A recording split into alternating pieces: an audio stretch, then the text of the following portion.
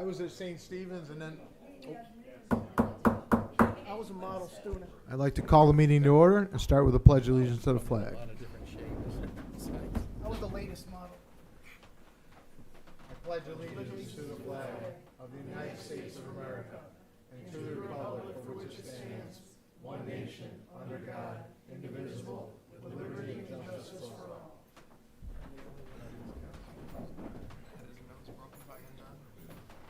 Welcome everyone to our August City Council meeting.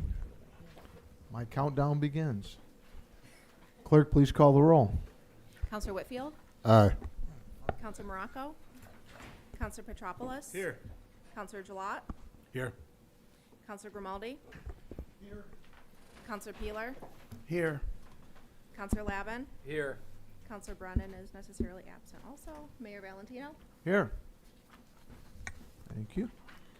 First on the agenda is a presentation for the 2026 budget process presented by our co-city manager and our comptroller.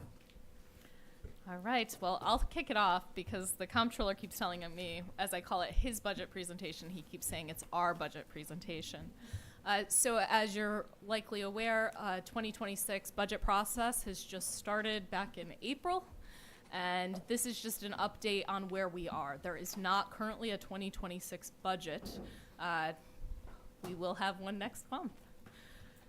So, just to kick us off, and then I'll hand it back, what to expect today.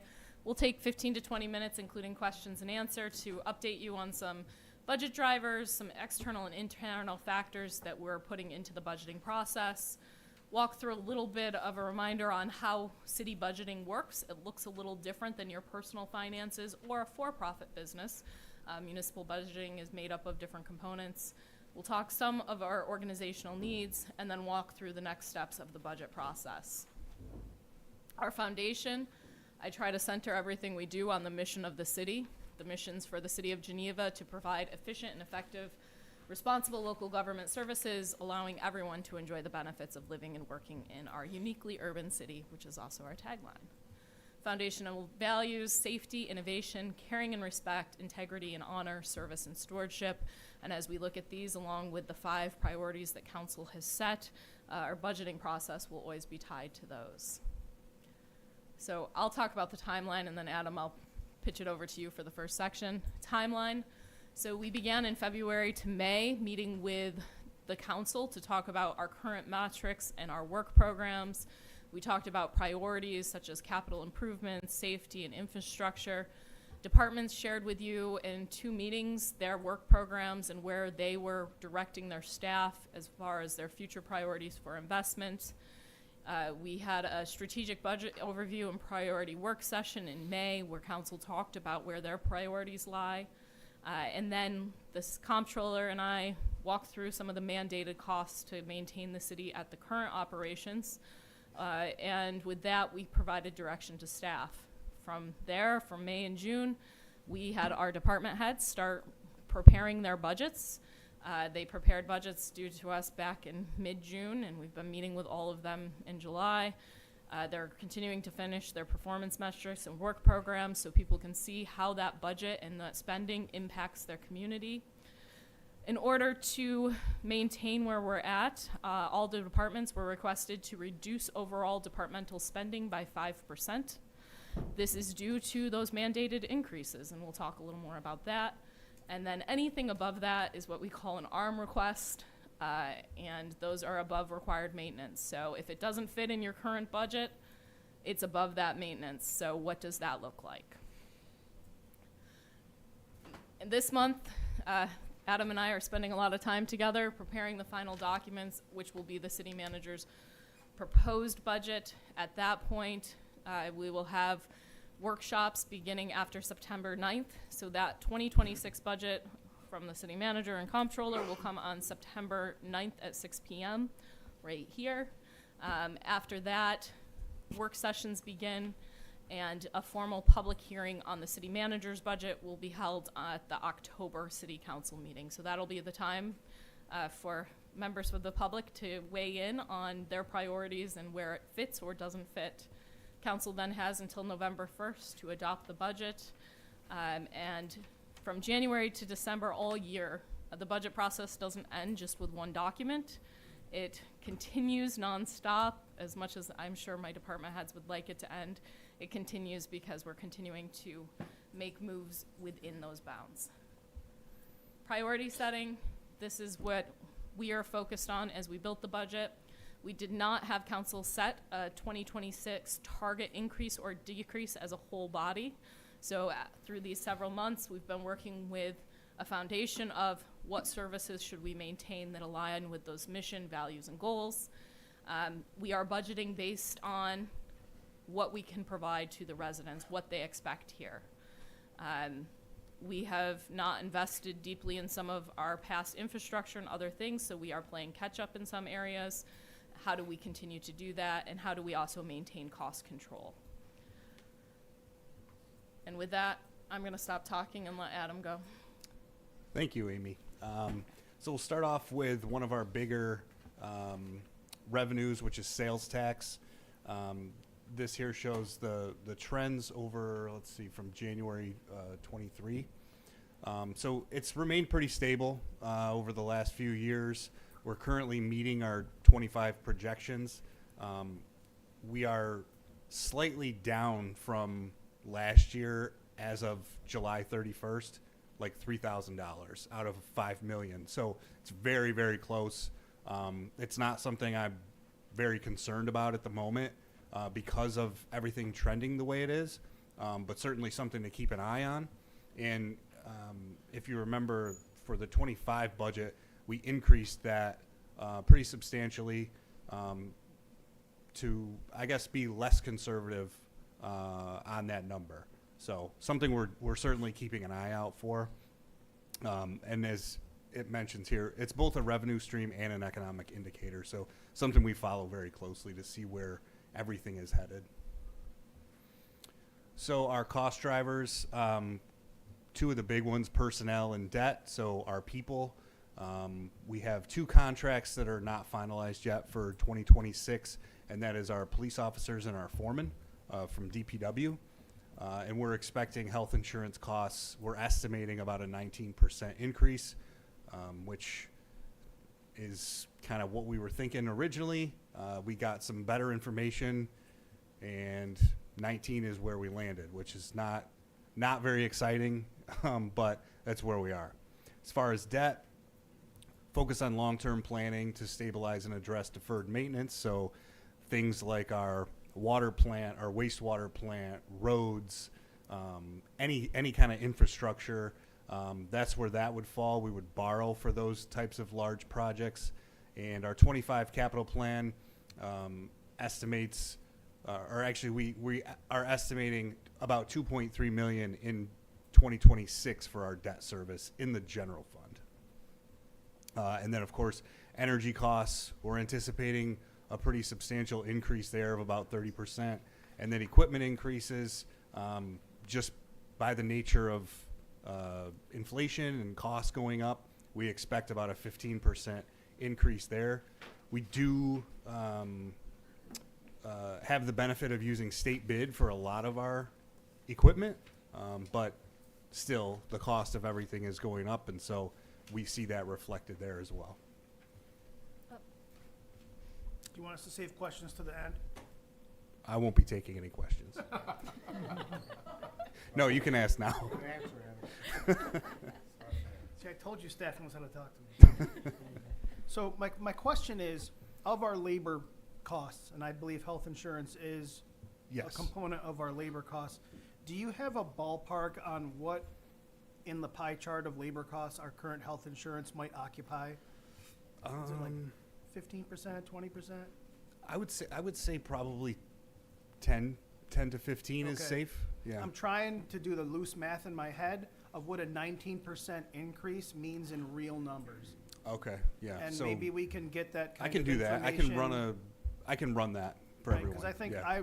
percentages to me are kind of Yeah. like hidden numbers. You want to see the I percentage wanna of the know percentage dollars. and what that Yeah, number just is. because Yep. I think that's important when we know what a percentage is. Sure. Right? If I got 50 cents and someone says they're going to take 50% of my money, that's only a quarter.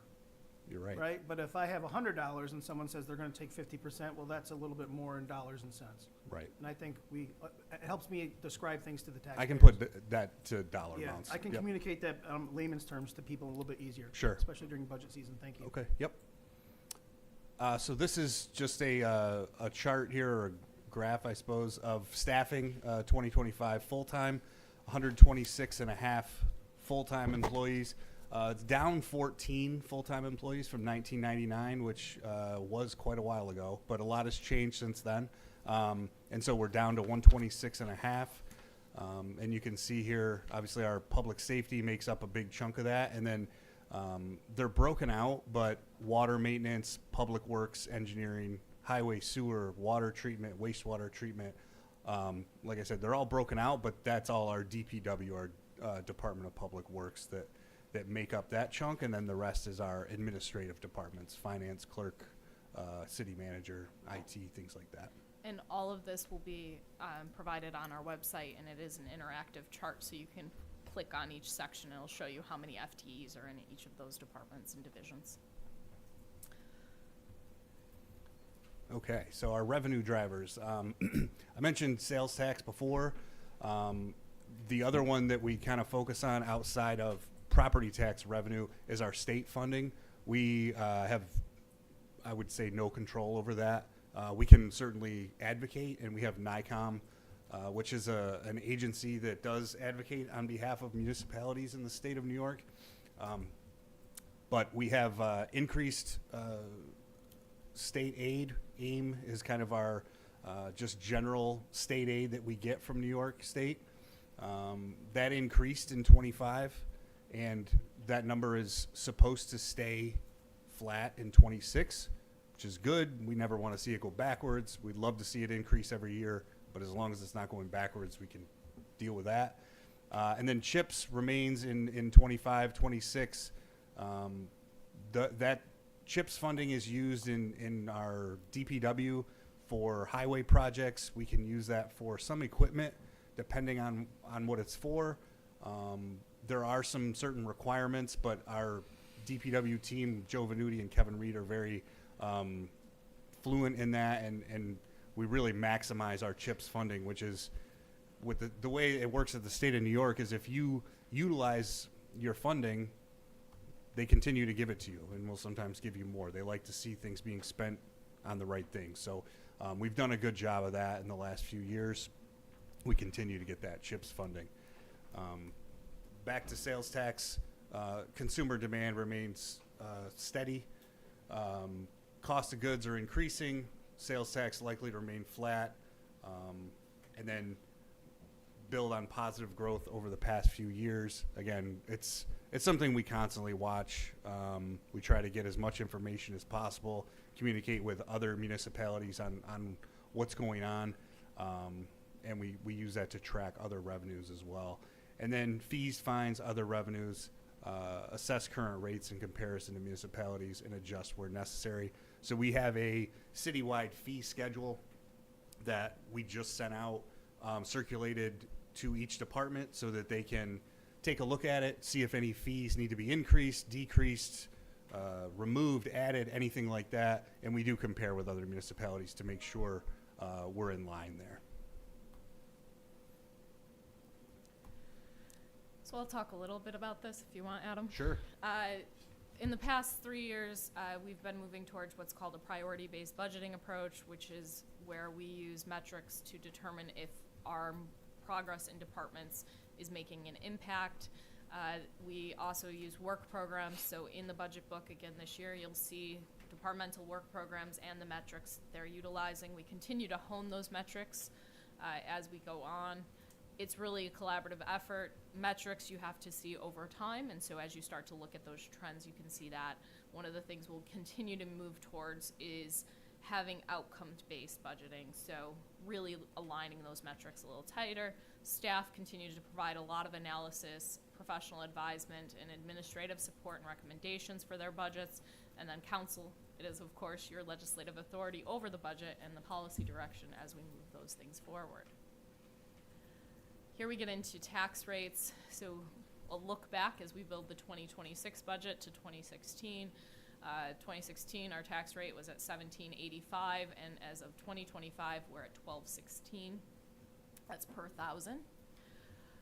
Historic tax levy and general fund budget. This was provided back in one of our initial budget sessions. You can see the total general fund budget is the light blue lines, and then tax levy, which is how you prepare the budget. You do fees, fines, all the other sources of revenue, and to make up that difference to provide those services is where you're left with tax levy.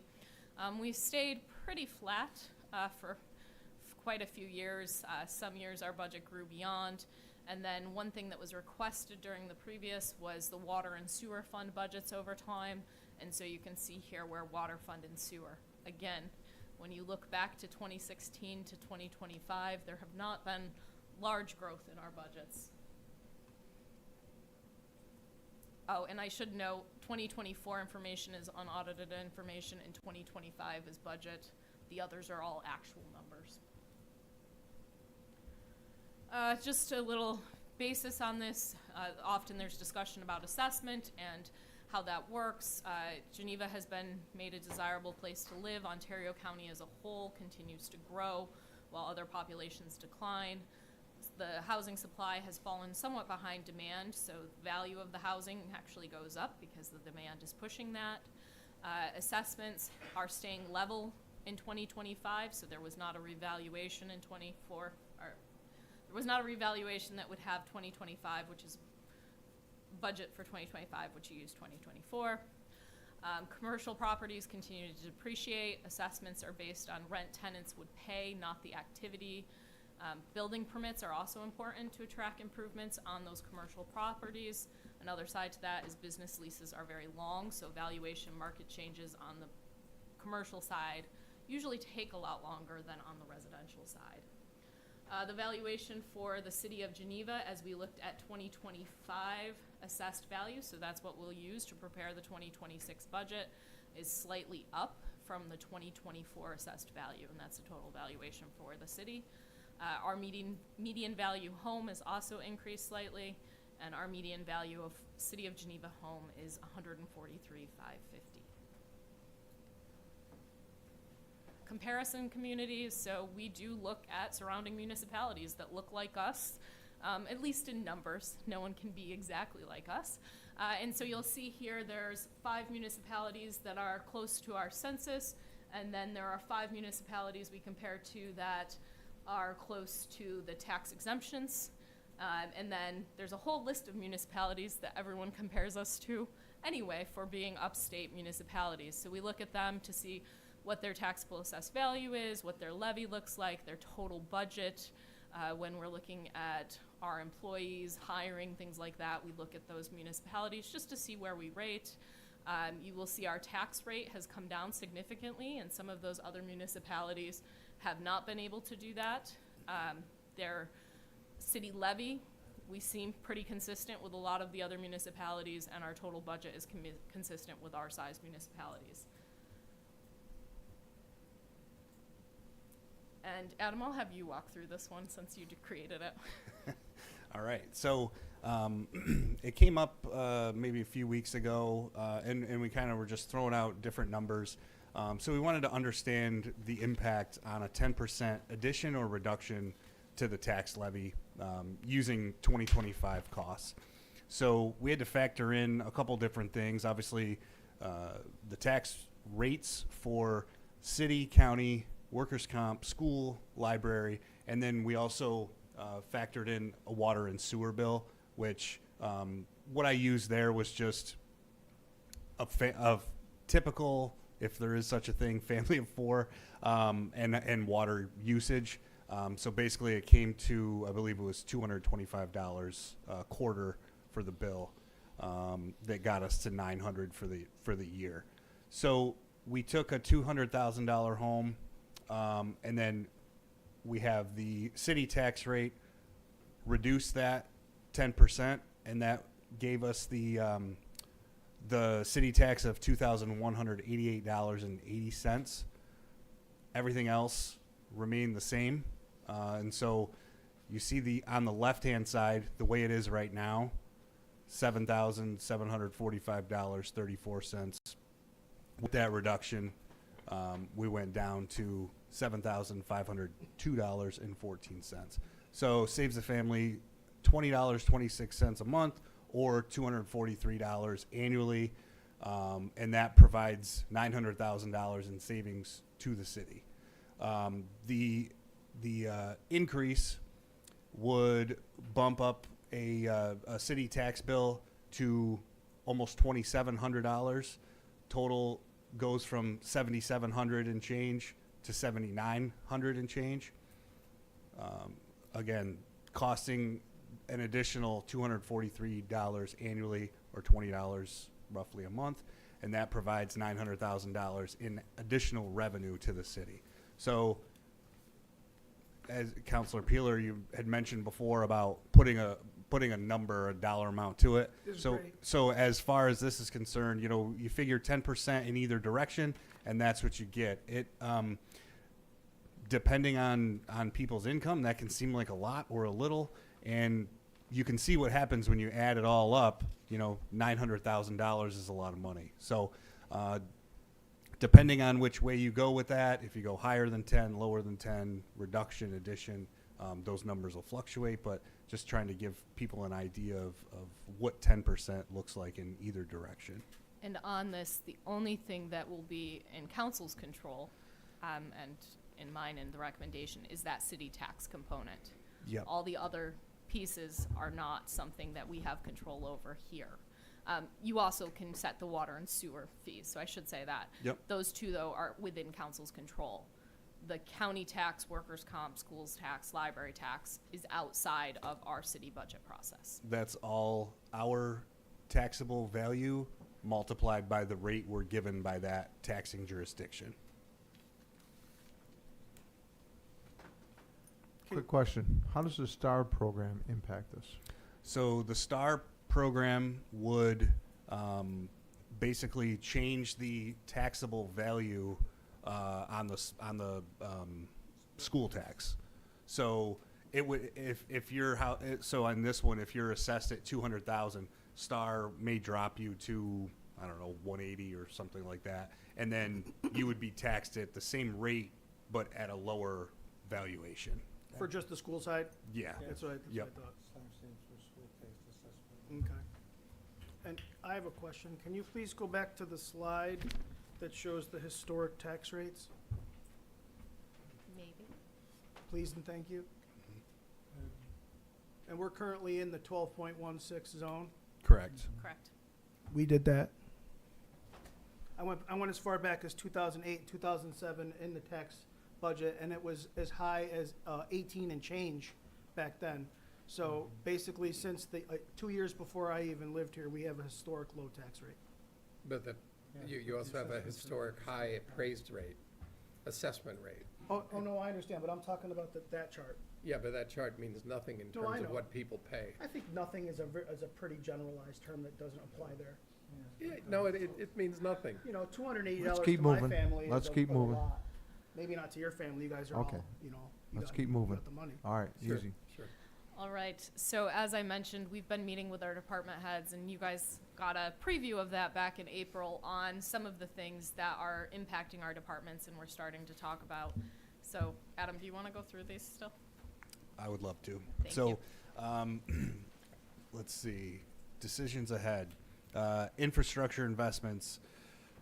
Road maintenance programming. So, what we're looking at there is basically redoing streets, whether it's just a mill and pave or complete street reconstruction. Sewer and water infrastructure investment. I mentioned that earlier about the water plant and the wastewater plant. Those are major assets to the city, but expensive to upgrade and maintain. So decisions to be made there. What we don't want to do is get into emergency situations in both of those areas. Then we have televising and repairing water and sewer lines. So that's kind of an ongoing maintenance that we have, where we camera these water and sewer lines to check for leaks, plugs, just any issues, and get those resolved before they become major problems. Water treatment regulatory changes. So there's many agencies that are involved with that. Department of Health. What else is there? There's a bunch of them. EPA. There's a bunch that are that we have to report to, and so keeping up with those. Sometimes there are mandates that happen that are expensive. Sometimes there are mandates that just require us to have a policy. So looking at all those things, making sure we have everything where it needs to be. And then wastewater treatment plant expansion, that's something that's been talked about for quite a while. We are very close to our limit. We're approaching it quickly, and so expanding that, allows us to expand as much as we could. Then facilities maintenance, City Hall, continued maintenance here on the roof, windows, everything that's kind of falling apart. So we're trying to keep it going. Department of Public Works, we have to consider space for long term. We're in the GEDC currently, and there are some issues at that building, and so we're working with the IDA on what our next steps will be there. The Welcome Center, that's always an ongoing kind of maintenance program that we have to face with the state of New York. Public safety buildings, working on those kinds of things. I think there's a few issues at the firehouses with bay doors and things like that. And then the police department, there's been some other issues there. I think the roof might have been an issue at one point. So again, all those things come into play. And then parks, there's playground repairs, replacement, maintenance there, the recreation complex, which, there was a study out on that, the chiller replacement, long-term vision of the complex, a lot to be considered there, outside of just your regular ongoing maintenance. I can go on this one if you want, Adam. Sure. Some other things that we're just looking at: equipment, vehicle replacement plans, considerations of the age of vehicles, the resale value, the use of vehicle, hours of the vehicles. We have a lot of equipment that we maintain, and we've looked at different scenarios on how to best maintain that. Pumps at the water and wastewater treatment plant. Those are something that we replace, I think, every year. Safety equipment replacement schedules, that ties into fire as well as police and other departments. Then we tie into staffing considerations. We have staff with considerable experience and expertise, and also have to think about succession planning or revising how we do staffing of some services. And technology, software to improve not only efficiency but security. That's a huge piece of technology. As technology continues to grow, there needs to be more maintenance on that as well. And then cellular water meters, which ties into, again, having better information, better consumer relationships, a lot of big pieces that are all coming together.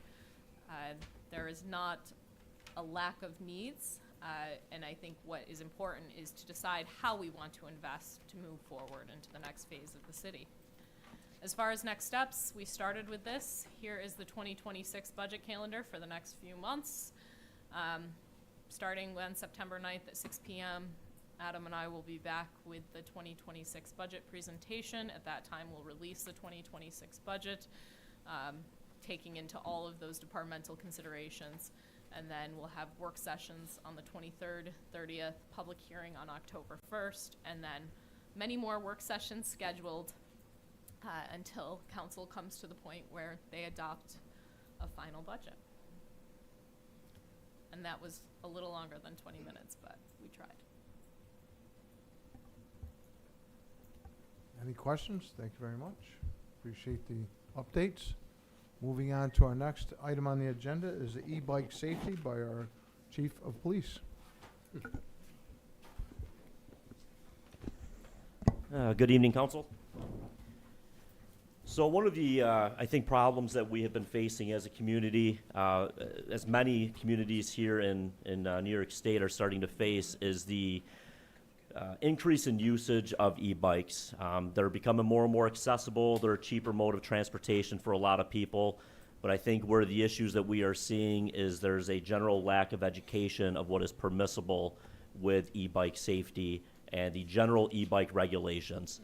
I felt it important because I know there's been a lot of members that have been either reaching out to the police department, members of council, members of BID, trying to figure out how do we regulate this and how do we enforce this. So I felt it important to come and speak with council, give you my viewpoints, some general information on e-bike regs and e-bike safety. Everybody should have a pamphlet, which is listed up top, general regulations for e-bikes and e-scooters. And then I also have a diagram which may look familiar. I sent this to council back in March of 2025. To keep this brief, essentially an e-bike would be classified as a bicycle with operable pedals or pedal assist with an electric motor attached. They have to follow the same general guidelines that a simple bicycle would have. So you look at all the general rules of the road for a bicycle, operating on the right side of the shoulder, not permissible on sidewalks, reflective gear, headlamps, horns, tail lamps, stopping for red lights, things of that nature. These are rules that e-bikes should be following as well. There are different classifications of e-bikes, and that's governed by the speed of the e-bike and obviously who's permissible to ride e-bikes. 14, 15-year-olds, you're not supposed to be on an e-bike or an e-scooter.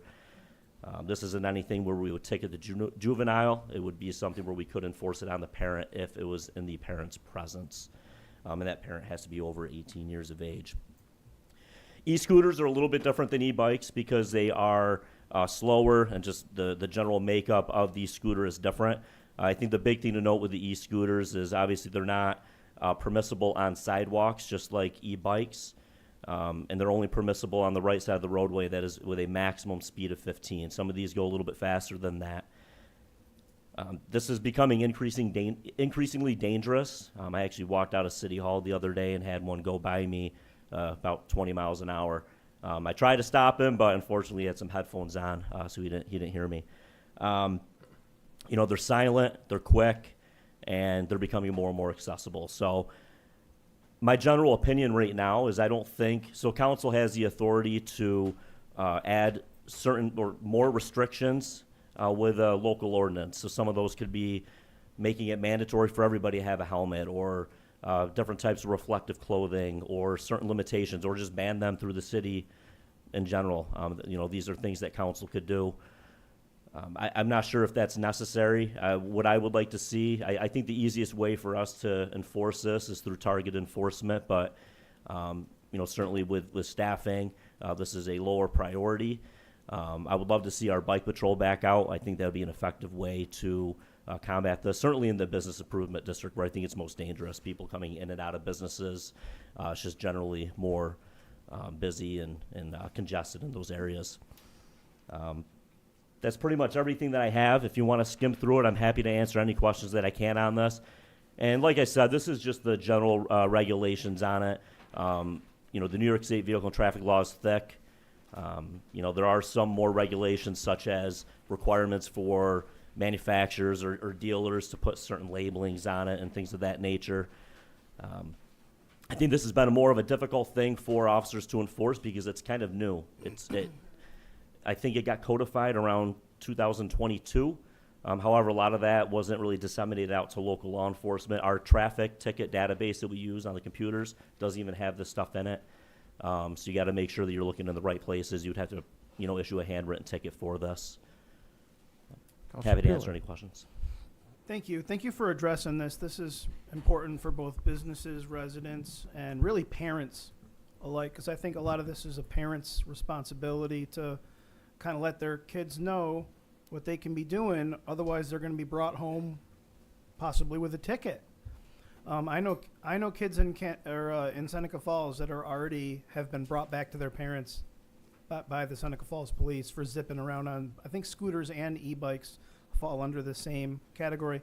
My question is licensing and license plates, because I remember back when I was a kid, I lived across the street from the McDonald's of the Geneva. I don't know if you remember the McDonald's. Mr. McDonald was a Hobart lacrosse coach, but he had the coolest mopeds in town. I always wanted a moped. But they had license plates, and those were not fast. they were maybe 30. They topped out at like 30 miles per hour. So do e-bikes fall under like the moped category because of their speed and their size? They do not. They're the Nope. same size. The New York State Department of Motor Vehicle, once you get to a moped Class C, that's when you would have to register it. But an e-bike, the Class 3, which is the quickest e-bike, something over 25 miles an hour does not need to be registered or cannot be registered. That's bizarre to me because when you're a cyclist, you know you have to follow the same rules as a motor vehicle on the road. So that means you have to, follow traffic control devices and other things. So there's no turn signals on these things. Correct. You don't know where they're going. Correct.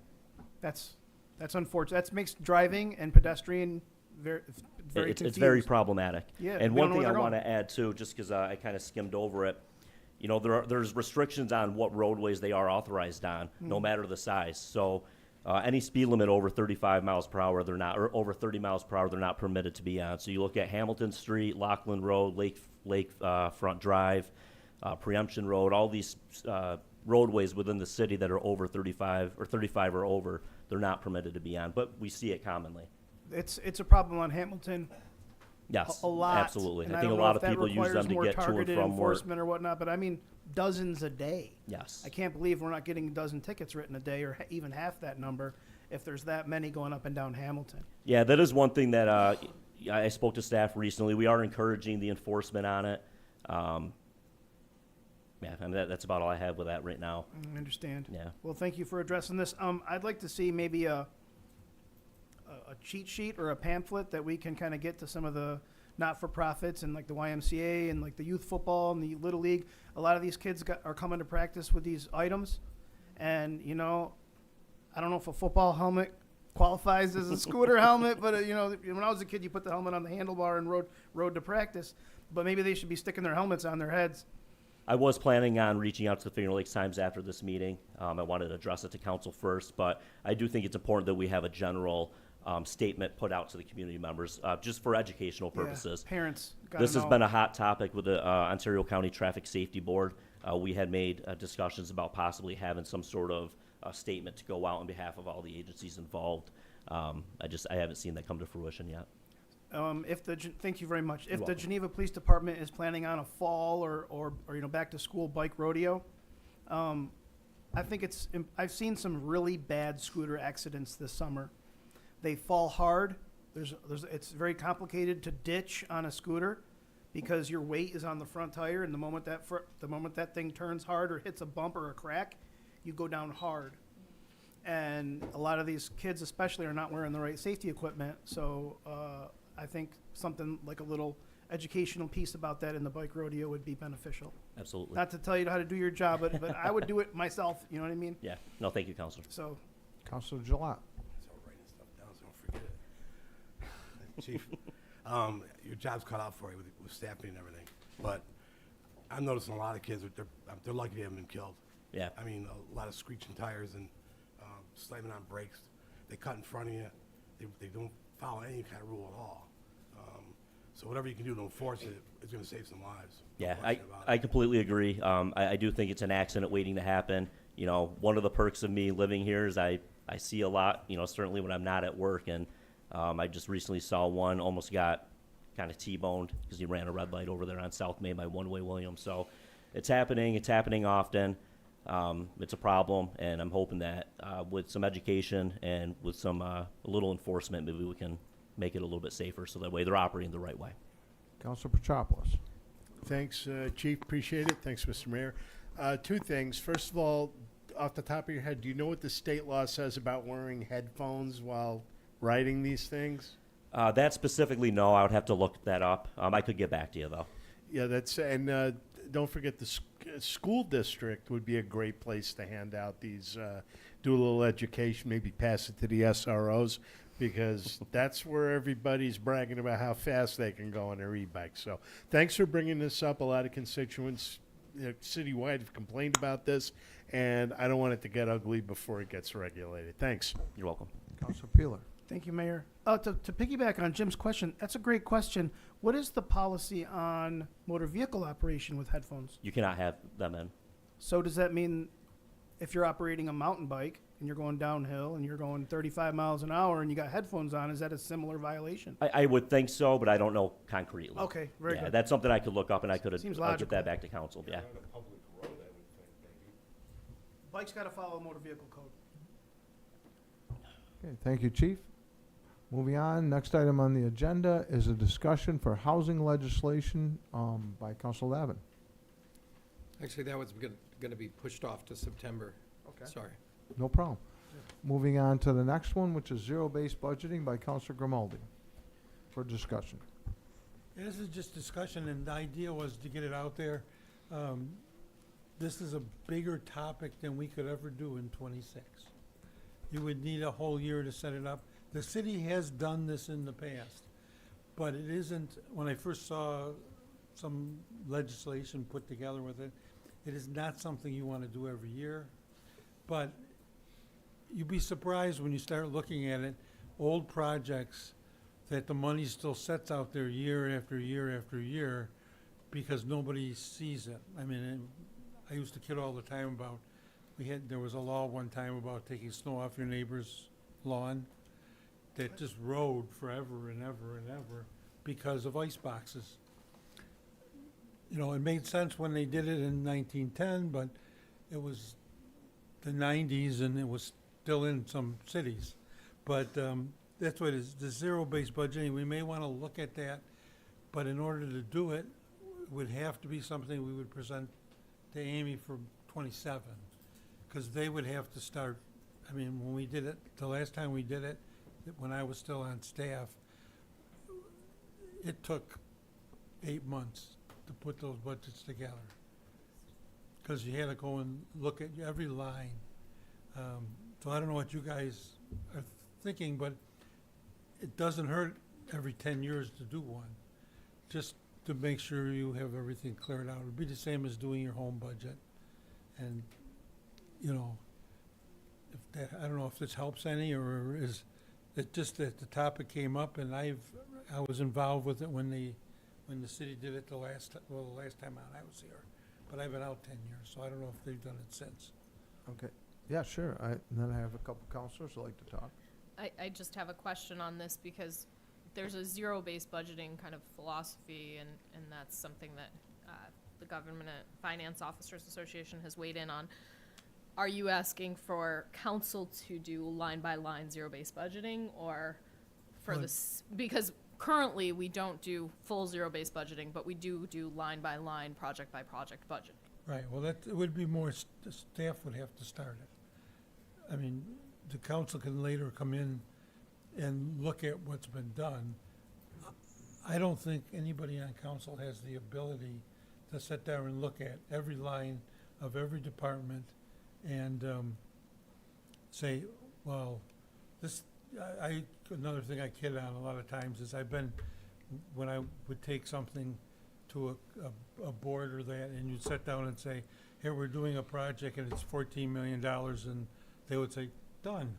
You come in and say, we need $38 for bolts, and it would be a 3-hour discussion, because just the way people think of it.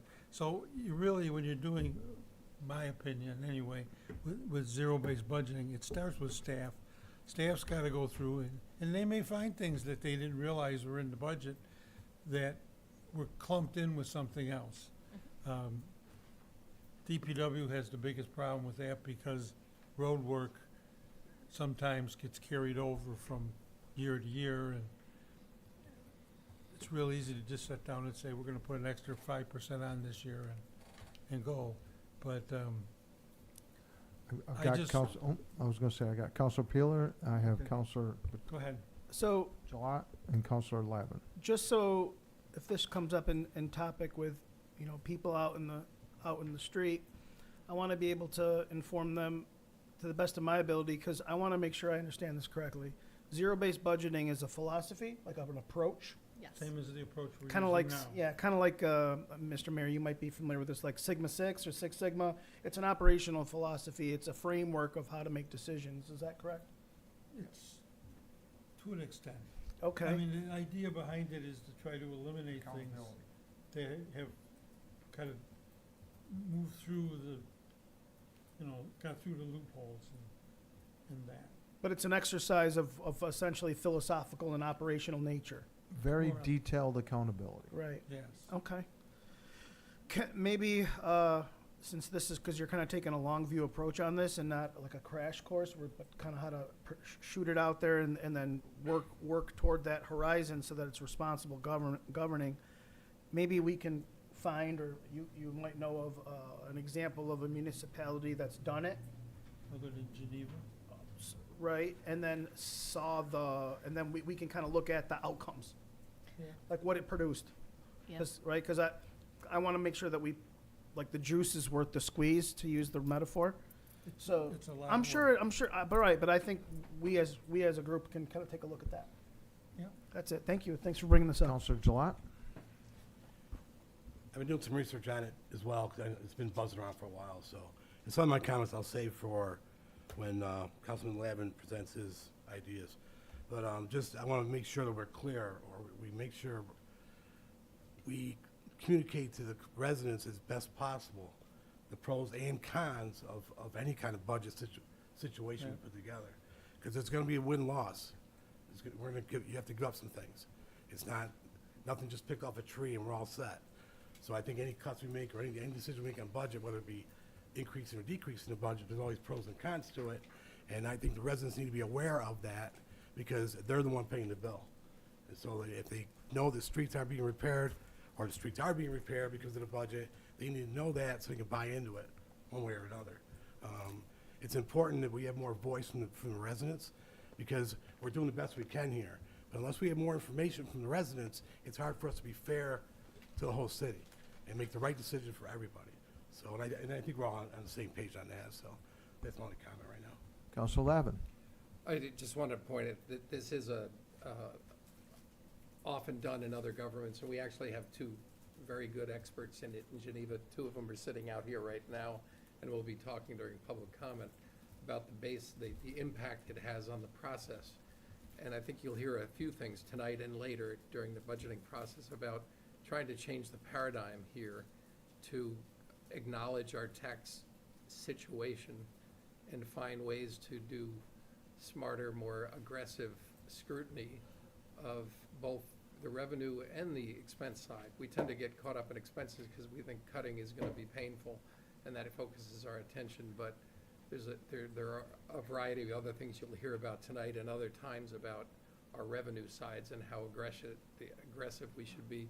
But I bow to greater knowledge that's in our community right now. It's another reason to beat the dead horse of committees, is that we have talent in this community that could really exceed what's on this council on subjects like this to gain the confidence of the community. So I think you have a variety of people sitting here, and maybe one or two in the audience who are willing to look at this in 2026 as you move forward. My experience with zero-based budgeting, in a household, it's a lot more digestible. When you start talking about a municipality and the complexity of a municipality, it becomes very complex. And the formula starts with revenue. So, in your household, you know what your income is going to be, you know what your revenue is going to be, and it's a lot easier to start balancing from there on your expenditures and making decisions. With the city, you have so many different funding streams for revenue that are volatile, and it's going to make the project a little more difficult. So it's just my 2 cents. Mayor, if I may. Yep, please. I think one of the other resources that you have is your staff belong to a lot of professional organizations that have done this across the country and globe. And so there are a lot of opinions and, GFOA, Government Finance Officers Association, ICMA, International City County Managers Association, NICOM, and others have a lot of the expertise, as well as case studies where you can dive into Councilor Gilat's point, pros and cons, because any budgeting philosophy has pros and cons to it. And I know GFOA recently did a survey looking at how municipalities are budgeting, and some are going to multi-year budgets, and there's a lot of variation. Even in comparison data, you can see there's a lot of variation in even how tax rates are set. you have homesteading and lots of other pieces on how you provide your tax or mill rates. Okay, I want to move on. Next is our supervisor update, and I see Supervisor Kennedy in the audience. Welcome. I saw him trip you. No malfeasance, thank you. Mayor, city manager, members of council, clerk, department heads, hello, happy summer. I just have about 4 items. First is really a follow-up to the second quarterly meeting that we had with city manager, mayor, Councilor Gilat, and myself, and county administration, and Board of Supervisors Chair Jared Simpson back on June 7th. The 3 topics that we talked about were coordination among EMS and fire between city and town, and then a rather long and interesting discussion around mutual assistance, not only for EMS fire, but also as it relates to water systems and the very complex arrangements that many of the municipalities have that make Geneva look very simple in that regard, at least. So that was a real learning. Thank you, and thank you again, Councilor Gilat, for getting that ball rolling for those meetings. It's appreciated. Partnership for Ontario County. Councilor Petropoulos may touch on this as well. As some of you may know, I'm on the board of that, along with Sheriff Serencione and Public Health Director Kate Ott. Partnership, which currently operates a EPIC, which is Every Person Influences Children program. It's on Worthington.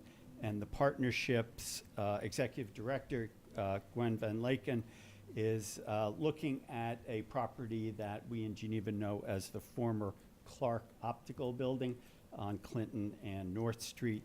And Alana Overstreet Gibson, who is with the Finger Lakes Unity Center, who I'll mention again later, has been very much involved in that, she being a Geneva resident and native, in fact. She will be helping with the partnership if and when we acquire that building for relocation of the Epic Teen Center from Worthington. Housing. 2 things. One is you may be aware of the media headline that appeared this week that I think captures what's happening in the western part of the county. That headline read, "Canandaigua threatened by grid shortcomings." So this has to do with RGE and NYSEG, which split up that part of the county for utility coverage. Concern is relative to the housing crisis, that is delays and costs in utility service connectivity for projects that are coming online in that part of the county and will be in this part of the county. That there have been delays and upcharges and concerns about the sort of achieving the end of a critical path on transformer and substation development, where some of these projects are being sort of observed as taking like a very long time to get done. So the projects are getting ahead of the ability of these public service governed entities to make the connection. So that's something I may be updating this group on as well. Quick mention and also kudos to the council for some of these affected towns, along with Victor, City of Canandaigua, Farmington. Kudos for us, the city being a pro-housing community designated entity. That is a big deal and will be probably make all the difference going forward in terms of our housing needs. Finally, related to housing, I made the county aware of the situation or situations resulting from the transfer of the Pulteney Street located apartments, the Geneva Garden Apartments, the management change to the and ownership to the HWS, and also shout out recognition of Ms. Overstreet Gibson, who, based on my experience in the past 2 weeks, has really been making an effort to do some supportive intervention on behalf of the residents there relative to their concerns about required move-out dates and also working with the current property owner and manager and working as a go-between liaison. So kudos to her for that work. Very important. Stressful for all concerned, including the residents. Okay. So just a couple of announcements. The Ontario County Budget Workshop is all day September 16th, so thank you for the sneak preview tonight here. I will be attending, as I have in the last 2 years, the NISAC Fall Council. That is the Association of Counties, like your NICOM. The topics on that include county airports as economic development engines, changing federal policies, resulting in funding and regulatory challenges, navigating government transparency in the digital age, which you mentioned in terms of security, cyber threats, which are very real to municipalities, hospitals, implementing the New York short-term rental law at the county level is one of the sessions, and also Medicaid, how did we get here? And, you know, the comptroller's mention of the 19% increase in the premiums on the commercial side is at best indirectly related to the Medicaid changes that are being proposed. So hang on. Finally, kudos to the residents who in the city who have been acting as the bottleneck detectives related to the burned out supermarket plaza on Castle Street. Just wanted to mention that, even though it's not in my district. Any questions? Thank you. See you in October. Thank you, Supervisor Kennedy. Next on our agenda is consideration of meeting minutes, July 2nd and July 9th. I need a motion. Councilor Petropoulos, seconded by Councilor Grimaldi. Clerk, please call the roll. Counselor Whitfield, Aye. Counselor Petropoulos, Aye. Counselor Gilat, Aye. Counselor Grimaldi, Aye. Counselor Peeler, Aye. Counselor Laban, Aye. Mayor Valentino, Aye. motion carried. Next is public comment. Remind the public to keep your comments to 3 minutes unless you've asked for more time. First, I have Philip Fleming.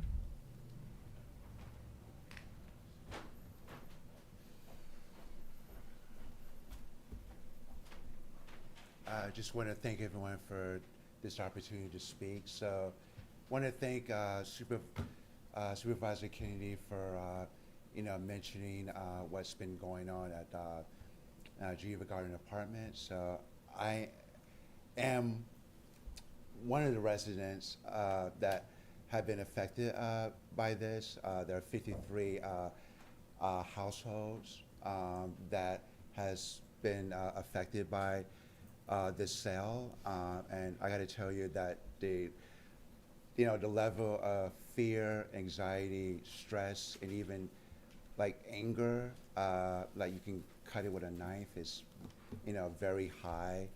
A lot of residents don't even know where they're going to live. But thankfully and fortunately, there's been some community members that have stepped up to the plate. A few of them are in this room. I just want to give kudos for the community efforts so far, and the few households, including myself, that were fortunate enough to find places to live. But I just want to put out a call to action to all of you in front of me and the community to really be there, like, for the residents as they, figure out, where they're going to live, how they're going to pay for not just wherever housing, that is available, but resources can include, emotional support. Definitely that emotional support. There's been a group of community members that's been, stepped up to the plate to help residents move, and that will, continue to happen. And so that's great. And that doesn't cost any money to do, is to help somebody move. So my call to action in closing is, more like financial, emotional, social, economic resources. Just letting the Geneva Garden residents know that this city cares about them, and that this is their home too, and they deserve community social supports that either the city can offer or the county or what have you. Thank you. Thank you. Next, I have Cy Smith.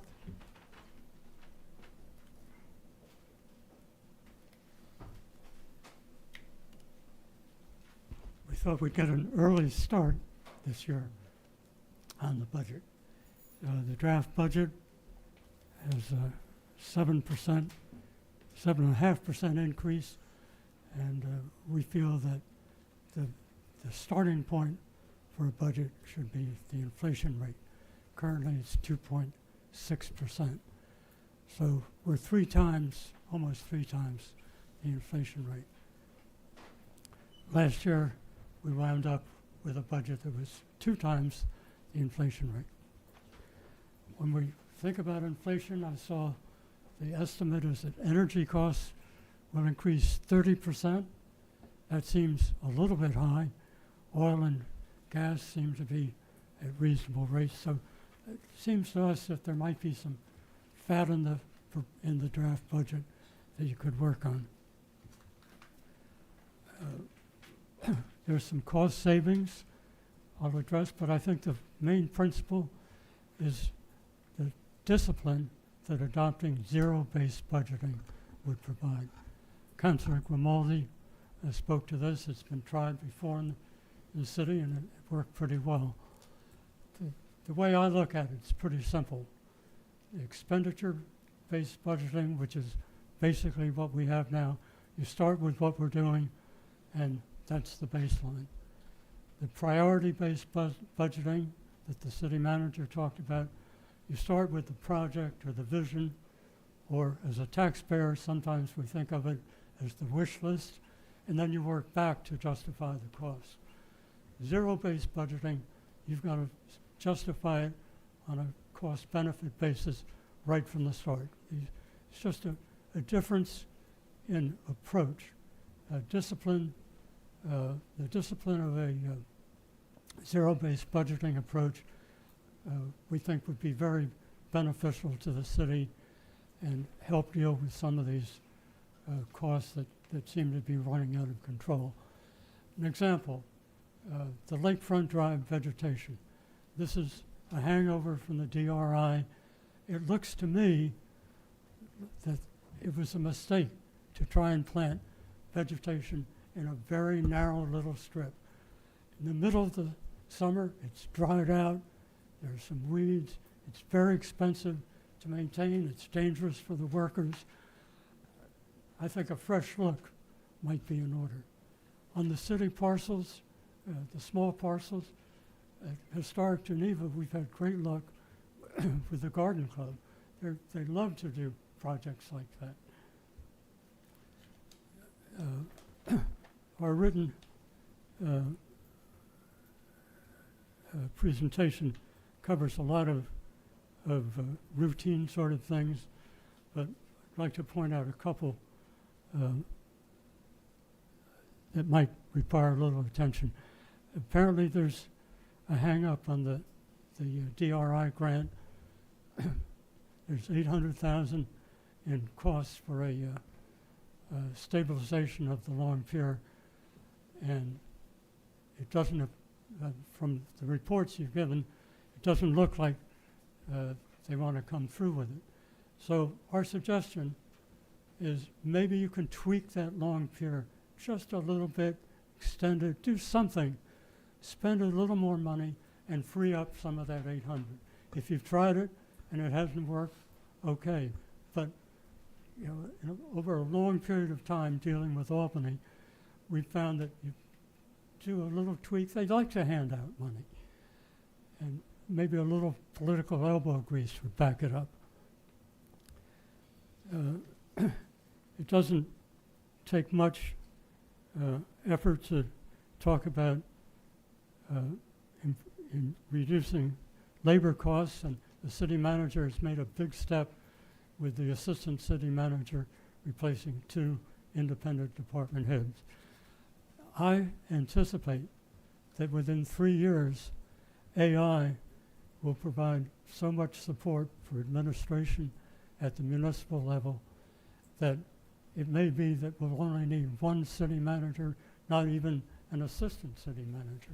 Maybe that's a pipe dream, but I'm sure you'll be getting plenty of stuff through your professional association as AI software programs are developed. Right now, they're primarily focused on commercial activities, but in municipal is going to be a big market, and it's going to be a big cost saver.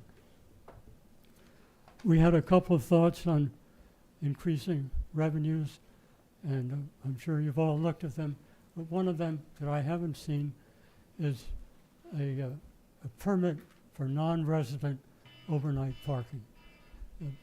The more cars you have in the city, the more congestion, the more pollution. There are costs there, and I think the city would be justified in permitting, instituting a permitting process. And it might generate a nice little sum. Obviously, the biggest group of non-resident overnight parkers are the students at the colleges. I want to spend a little bit of time Mr. on what Smith, Mr. Smith, you hit your 3-minute limit. Can you wrap it up when you get a chance, please? I beg your pardon? Can you wrap it up when you get a chance? It's over 3 minutes now. 3 minutes, okay. I'll just leave you with one thought on the question of the rate for out-of-system sales. The city finances the water system with AA general obligation tax-supported bonds. That's a cost to the city and a benefit to those those purchasers out of system. Fair and reasonable rates allow the city to recover the costs of providing that benefit. Not including those costs means that the out-of-system purchasers are not paying for the full cost of what they are getting. I've got the inside baseball stuff on that, and you should talk with your city attorney about it, but it seems to me that this is a major item that should be on the forefront of everybody's vision. Thank you very much. Thank you. Next, the clerk is going to read a input from Miss Wendy Marsh. Dear Mayor Valentino and council members, I'm very sorry to say that I will miss being at the city council meeting tomorrow, which is today, due to a competing work obligation. So please accept this as my monthly public comment. I want to ensure city council is aware of the potential impacts on the police, fire, and other support services should the proposed supportive housing project be located in our business district. A similar supportive housing, affordable housing project was recently placed into service last year in the center of downtown in the city of Ithaca. It is located in the Ithaca bid in the Commons and called the Asteri Ithaca Residential Tower. While it is larger than that proposed by Lakeview, it is the same funding, supportive housing, and affordable units. Asteri Tower became occupied in 2024 and resulted in 731 police calls, according to the Ithaca Police Community Dashboard, in its first year of operation. To date, there have been 935 calls to date in 2025, according to the Ithaca Police Community Dashboard. I ask that you take the time to listen to the concerns of that community recently voiced at the Tompkins County IDA meeting on July 9th, 2025. The situation is so problematic in downtown Ithaca that the Tompkins County IDA held its meeting with all the stakeholders to see if the situation can be addressed. The Geneva IDA was told today that they are not to consider the financial impacts of the City of Geneva's police, fire, and ambulance services. The experts indicated to the IDA board that the planning board would be compiling the financial costs. I am copying their chair and planning board to ensure they're aware of the fact that the IDA was told the planning board would be looking into the financial aspect. I must note that the experts telling the IDA to stay in their lane, and they couldn't consider the costs associated with police, fire, ambulance, and potential negative impacts to local businesses seem a bit odd given the fact that the experts also told the IDA it should rely upon the MRB financial analysis using an income level of $40,000 to $50,000 for 53 of the units and $50,000 to $70,000 for 21 of the units, without any support that other Lakeview supportive housing projects have occupants in those income levels. I asked City Council members to take the time to learn from the City of Ithaca's situation to better understand the impacts on the downtown business community and ensure budgets are prepared accordingly for our police, fire, and ambulance should this project be approved. And she shared some links. The Ithaca Voice also did a podcast summarizing the IDA meeting that came out on July 18th, which she also provided a link for. Thank you for your service to Geneva, Wendy Marsh. Next, I have Ann Hoyt from the Geneva Green Committee.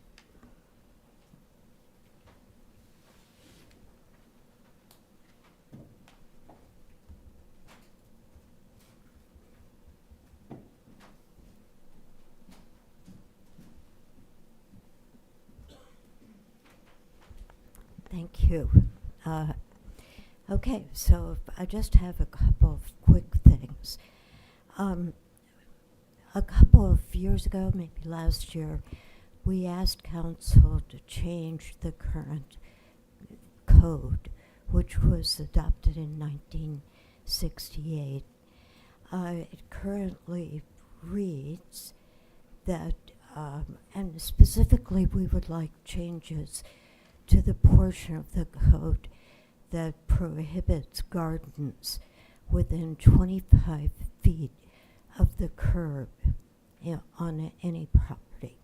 So the code now states that it's unlawful to cultivate more than 10% of said lot or land for the purpose of adding a natural area of wildflowers and shrubs. The area must not be nearer than 25 feet to the curb of any public highway, street, or right-of-way. So this was adopted in 1968, and there are many, many properties besides my own that are in violation of this code. And we have a goal of allowing residents to install rain gardens on their property, particularly in areas where there is street flooding, to prevent runoff from driveways and buildings from compounding issues on the street. So in order to do that, though, we need the code to be modified. So we turned this over to David West, who is no longer with the city, and Catherine Price, who's also no longer with the city. And one of the hang-ups was the distance. So I've looked at the city of Rochester's code, which reads, this is how it reads: the external portions of all premises should be maintained free of weeds or plant growth in excess of 10 inches. All noxious weeds shall be prohibited. Weeds shall be defined as all grasses, annual plants, and vegetation other than trees or shrubs, provided, however, that this term shall not include cultivated flowers and gardens. So that seems pretty simple. It bypasses issues with distances, and it gives people the ability to be creative with their yards. So Mr. Whitfield, Councillor Whitfield, who is our liaison, is going to present this later this meeting and ask you to approve. The other item I want to talk about is the resource. Oh, I did my 3 Yeah, minutes. if you Okay. can wrap it up quick, and we Okay. would appreciate it, please. Resource Recovery Park. I'm hoping you include funding for that in your 2026 budget. Thank you. Next on the agenda is our city manager report. Okay, just a few updates. City staff vacancies. As part of the 2025 cost savings, we had a rolling hiring freeze to save $200,000. We have now hit that $200,000 amount. We do have some vacancies that we will fill, including a police officer, which we will fill once we have a list and an academy scheduled, a sergeant, which will occur once we have police officers to backfill, as well as a list. The condensed recreation / planning and economic development coordinator level position, which still needs a name. Current recruitments, we have held interviews for a laborer to MEO, the assistant city manager, and next week we'll be welcoming Jeremiah Gardner as our new part-time parking enforcement officer. So he'll be joining the police department. In your August monthly data, couple things just to point out. Short-term rentals, we have received permitting fees and applications from 76 short-term rentals. We have maintained 109 active short-term rentals, and we are continuing to work with the remaining 33 that have not met yet compliance. Also in that August monthly data report, next month, United Way will be joining us to talk about ALICE families. ALICE is not a name, it's an acronym, and I will not remember that acronym right now, but it looks at what families need to kind of exist in different communities. It looks at poverty as well as other data sets, and as we were discussing this, one thing to point out, when we use poverty data, one of the areas to remember is our college population falls into our census data, and that poverty rate often is impacted by having that higher education number in there. So United Way will dive much deeper into ALICE data and how that impacts families and homes, and they'll walk us through a little bit of what that looks like for Geneva at the next month's meeting. As far as the Medias property, staff members are continuing to prepare bidding documents and would schedule that for release on September 5th should the property owner not continue their own process. So this is moving in parallel. The property owner does have a site walk being planned with the demolition company. They have continued on their side to move this forward. At the same time, we're not stopping our movement. We are just allowing them to continue to move with us as we prepare those bidding documents, because it would be nice if the property owner did this on their own without us having to go through managing this entire demolition. And so we're doing things concurrently at this point. Our next step, should the property owner not continue this, would be to release that RFP after your next council meeting.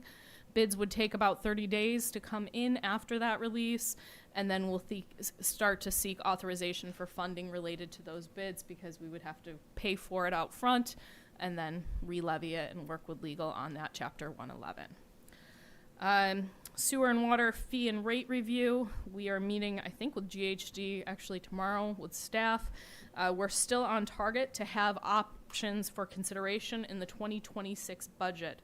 GHD is a large consulting firm that we have retained to look at our water and sewer rates and compare it with multiple other partners, how to best do it to make the most sense that is equitable for the city as well as the other consumers of our water and sewer. Fire departments, we met with the other fire departments within our area from the town of Geneva as well as town of Fayette to discuss more shared services. This has become a quarterly review. In those conversations, we're reviewing the tools and equipment that are in all of the departments, how we're utilizing that, how we're utilizing training together, as well as grant funding and communications. And so how do we work together to improve those? Are there areas where we can share resources in a different way? On parks, we are asking all of our residents and visitors to help us take care of those shared spaces. We had recent damage to the resurfaced basketball courts at Nieder Park. Those were just resurfaced last month. As a reminder, vehicles are not allowed on those surfaces. Avoid those activities that can damage those surfaces.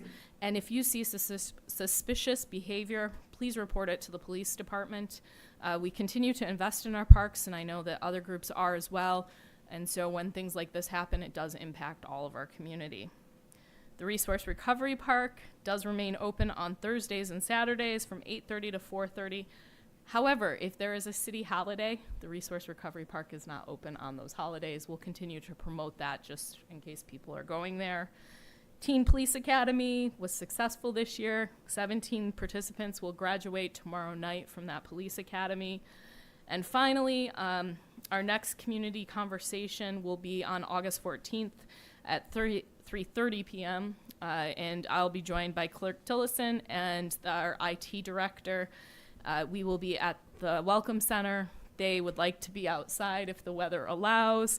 And a special session, Adam and I will be doing a special community budget forum to talk about the 2026 budget and the process that we utilize.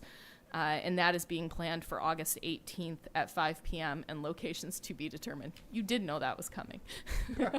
I heard You that. looked a little surprised. I know. So lots of information. All of this, along with the city manager's report and the monthly data set, is available through Notify Me on our website, and we'll continue to push out as much information as possible. Thank you, City Manager. Next is unfinished business, and we have an ordinance, second reading of an ordinance addressing aggressive panhandling by the chief. And I don't know if you have to do a lot there. I think we know what's going on, but please present it. Yeah, absolutely. Before I present that, I do just want to give an update to council. Headphones on a bicycle or an e-bike, they are allowed to have just one earbud or headphone on. If they have two in, that's unlawful. So same thing, same requirements as a motor vehicle. Just want to update you on that. Thank you. So last council meeting, we did the first reading of the proposed ordinance, and this is to help combat the aggressive panhandling that we have recently seen.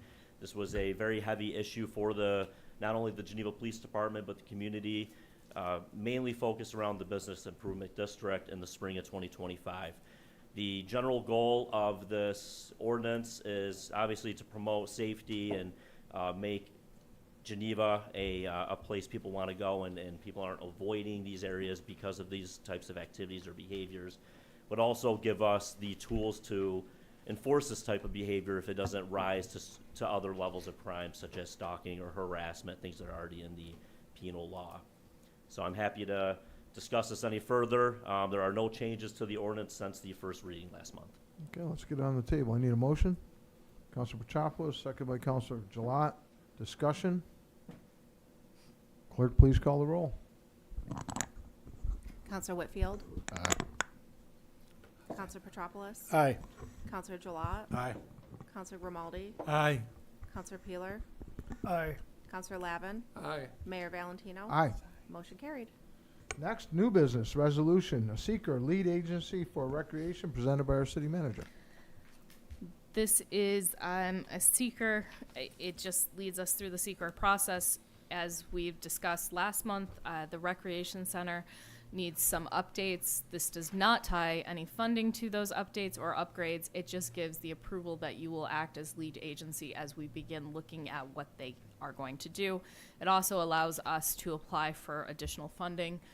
As the presentation last month indicated, there are certain areas of the Recreation Center that need to be updated no matter what we choose to do with that center, that just need to happen at some point. The funding will have to come through here or through grants or other opportunities. And so this just designates you as that lead agency as we look at doing any of those changes. I need a motion. Councilor Gilat, seconded by Councilor Peeler. Discussion. Councilor Peeler and then Councilor Grimaldi. I just have a quick clarification question. This is just identifying us as the lead agency and not actually submitting the seeker, correct? This is putting the seeker through as the lead agency. It's a type 2. Is that what we decided, David? I can't recall. So this is a resolution that is designating ourselves as lead agency. It is an unlisted action. Yep. And this is my understanding, and please correct me, that this is in furtherance of the grant and other types of preliminary aspects of the project. Nothing has been identified, so there's no Correct. plan going. There's into no place project. now. There's no project. No. Okay, because I was maybe under the impression that a seeker requires certain project things to be outlined, whether or not to even identify if there's going to be an environmental impact or not. Yeah, we're not even there yet. We're not even there yet. That's No. my question. Okay. Nope, this just starts the process so that should Capiche. we go for a grant, we can say, we're designated to do this and move us forward. It does not make us as competitive if we had more, but we Right, did so- not go that far. We with get the a lot of grant. emails. I want to make sure I didn't miss a project that was identified. Nope. Yeah, the only reason that's, because this is related to the grant, the only reason it would normally be a type 2 type action, but because we don't even know what the scope of the project is, we don't know if this might exceed any thresholds that might classify it as one or a type 1 or some other type of action. So I thought it best to be prudent and just call it unlisted. The ultimate end result is the same, which is you'll be lead agency for this project going forward. Correct. Thank you. Counselor Grimaldi. I'm pretty much on Bill's same thing. I didn't Microphone, realize, please. sorry, I didn't realize we could do a seeker without a project. Because how would we identify anything if we have nothing to identify? Right, so the quote-unquote seeker action is the fundraising, the grant application process. But So it's- because the action could be something small, like renovating the existing footprint, or it could be large and go far beyond the scope of the existing footprint, I chose to make it an unlisted action. So we're doing this more so that we can apply for grant money? Yes. Correct. Okay. Clerk, please call the roll. Counselor Whitfield, Aye. Counselor Petropoulos, Aye. Counselor Gilat, Aye. Counselor Grimaldi, Aye. Counselor Peeler, Aye. Counselor Lavin, Aye. Mayor Valentino. Aye. Motion carried. Next is the ordinance, first reading of water and sewer fees by Superintendent Bremen. Thank you, Mayor. I'll make it quick. I've been scolded this week to keep it short. So, so this is thank you, thanks, Paul. So this is an existing ordinance. It's what we use in the enforcement of trash, furniture, whatever is out there. Obviously, our initial action is to send them a letter to ask them to remove it, obviously state the violation. If that doesn't get done, then we have the authority at that point to go and have it picked up and charge them whatever the cost is for disposal, whether it's mattresses, whatever. That's all there. What we're proposing to add is a 50% administrative fee. In a lot of these cases, by the time we go out, investigate the complaint, take pictures, write letters, follow up whether it was done or not, it takes a fair amount of time. So what this addition is being proposed is adding a 50% administrative fee to basically cover our time, Lauren's time, invoicing, etc. We do currently have it in our Chapter 100 grass ordinance where if we do have to do the work, we assess whatever cost is of doing the work, and there is a 50% administrative fee. So we do have it in one of our other ordinances, and we don't have it in this one, but to just help offset that cost of doing the work, we're proposing to add the 50% administrative fee. And just so everyone's aware, it's misrepresented in the ordinance language. It's the first reading of the dumping fee. It's not of water and sewer That was fees. my first question. Thank you. All right, I would like to entertain a motion. Counselor Peeler, seconded by Counselor Gilat. Discussion. Clerk, Counselor Petropoulos. Just want to say, Neil, that an address in Ward 5 has had garbage, trash, overstuffed totes for weeks. I get a call from a constituent just about weekly on this, and I understand how difficult it is. You have to wait, and 10 days here, and the court says there. I think that this would add incentive as well as, reimburse the city for effort spent doing someone else's work. So I think this is a good start. Clerk, please call the roll. Counselor Whitfield, Aye. Counselor Petropoulos, Aye. Counselor Gilat, Aye. Counselor Grimaldi, Aye. Counselor Peeler, Aye. Counselor Lavin, Aye. Mayor Valentino. Aye. Motion carried. I hope the next one's right. So first reading of an ordinance for the first reading of a sump pump by Superintendent Bremen. Thank you. So this second one currently is not an ordinance at all, so this is completely new, and this is exactly what it states. It's an ordinance around sump pumps. Many municipalities have this. It's similar to the point of sale and the sidewalk ordinance that was created years ago. So when you sell a house, you got to have a sidewalk inspection, and that sidewalk needs to be brought up to code. This is very similar. What it will be is upon a sale, same basic process. The property owner will need to call in, schedule an inspection. We will go out and do an inspection to make sure that the sump pump is not tied into the sanitary sewer, which is very common out there. Certainly this is probably a little more overdue than we've got to, but we are getting to it, and it is important. It's to get the sump pump out of the sanitary, which obviously affects our wastewater treatment plant. We're trying to get rid of stormwater, groundwater out of the sanitary sewer system. There's no need to be treating that. So this sump pump ordinance was somewhat, I think, created out of the stormwater task force group that was created over some of the flooding over the last few years. So this kind of came out of that as well. So it's really it's important because ideally getting all that water out of the treatment plant potentially saves money on equipment costs, pumping, etc. So it would be, again, we would go out, we would do an inspection. If it is tied into the sanitary, they would, have a time to have it removed. We would go out, do a reinspection. They'd get a certificate that says, yep, it's out of the system, and we go on. Obviously, there's additional language in here as far as violations and times to correct the violation, et cetera. So that's the sump pump ordinance. The other aspect of this that it does help us with is we are in basements, our water department's in basements. If there is one discovered, not as part of just a sale, but if there is one discovered that is tied into the sanitary, this also allows us to enforce getting it out. Obviously, give them a notice, give them a time to do it, and then re-inspect. Great, I need a motion. Motion. Counselor Peeler, seconded by Counselor Grimaldi. Discussion?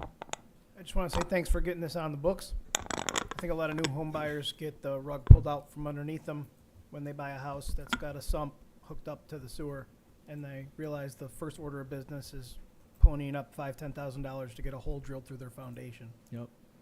So, Counselor Petropoulos. Do you have a rough idea of how much sump water goes into the sanitary sewer? Because if it's minimal, then what we're basically doing. It's not. Okay, it's not. It Okay. was significant. We've based been on what fighting Joe said. inflow and infiltration for years. There's a gentleman in the audience that probably knows us very well. And we actually put smoke back up and tried to find those violators, but it was almost impossible to catch every one of them. So it's significant, and as we mentioned earlier about the sewer capacity, the more we reduce inflow and infiltration through sump pumps, the more capacity we have available for economic development. Good enough. Jim, just real quick, the DPW allots money, city council allots money. They have over the years. towards the I&I, right? So slip lining, sanitary mains, right? It's an old system, it's got a lot of cracks, and so it's an important, it really is a very important task to do. It's not intended for really anything. It's not a penalty to people, et cetera. It's an important, tons of municipalities have it. It's for like further flood mitigation, I guess, right? 100%. Yep. Okay. Council Grimaldi. Neil, don't we already have something like this on the books? We have nothing for sump pumps? Not directly related to some pumps, no. Because I know about 50% of the houses here have floor drains. You know, I've been through a lot of them. Yes. Floor drains are doing the exact same thing that you're talking about with sump pumps. Yes, and obviously back in the day, that's how they were built. Right. Floor drains were connected to the sanitary. Is it probably worth exploring some language for floor drains? Yes, probably it is. Yeah. Are we going to have a problem with people venting these things out into the yard and impacting neighbors? I mean, that's one of the problems I've seen It's with sump pump. it's certainly outflows. going to be again because of the compactness of these lots. Yes, when we go out to do this, that's going to be a part of the conversation. You know, you're going to explore every chance to try to put it into a dry well in the backyard, try to pump it out onto a splash block, and hopefully just kind of let it perk into the ground in the yard. We have had them where people would just pump it outside of the house onto a driveway. It would run down the driveway to the road, which is great until it's winter. And Yeah. then we're going out and enforcing icing on the sidewalk. So there's tons of complications with Yeah. this. Yeah. And ideally, if they could get it to our storm system, that'd be great, but that's Well, that's what I was $5,000 or gonna ask. $10,000 cost. Are we going to allow them to vent these Ye- out to the street? Yeah, we definitely do now. We work with people, and if there's a way to get it there, I mean, we work with them, that Yeah. would be ideal. Because there's an awful lot of houses that are 4 or 5 feet apart. Yep, And if they both have a 1.5-inch hose coming out the side of their house, yep. it's going to be an No, interesting it's, time between you know, there. like with everything, you do one thing and then there's another, some kind of negative reaction. So One ideally, last- we'll minimize that. One last thing on here, are we going to charge for this? So currently, right now, there is a $50 fee that goes along with the form required, the application. Do we charge for sidewalk inspections? We do not. So maybe we shouldn't charge for this either. But we can start it. Yeah, and again, I mean, I think the idea when we put this in here was somewhat trying to cover the cost of doing, The you know, inspection. this inspection. But if Council- you, Councilor Peeler. I support this ordinance, and I think what we're gonna be looking at is an opportunity to revisit it for restrictions and possible code items where I foresee actual problems if 1,000 homes are now putting their storm sump water directly into the street and then it ices over in the winter. Because of all the facilities I've seen of people doing this, they sump into a stoned-in ground collection area that collects the water and doesn't let it go out into the street yep. for whatever reason that was the preferred method of constructing it. Yep. But I can see this going right out into the street and being a problem all over. Black ice. I mean, again, it's, you know, hopefully we can do our best at trying to obviously mitigate all Yeah. those issues every time we go out. And, you know, if a sump pump runs occasionally and it goes onto a driveway and it goes down into the road, is it any worse than a rainstorm where that water's doing the exact same thing? Probably not. If it's a sump pump that runs every 10 minutes, then it's an issue. I just know that it's probably your water is your liability. So if you're pushing it out into the street, that's going to be your liability. Again, we've seen it. We've responded to that Yeah. scenario saying over this- the years, and we don't want it. But again, you got to try to find the best solution for a lot of not great circumstances due to just, you know, size restraints. We can do it smart. Clerk, please call the roll. Counselor Whitfield, Aye.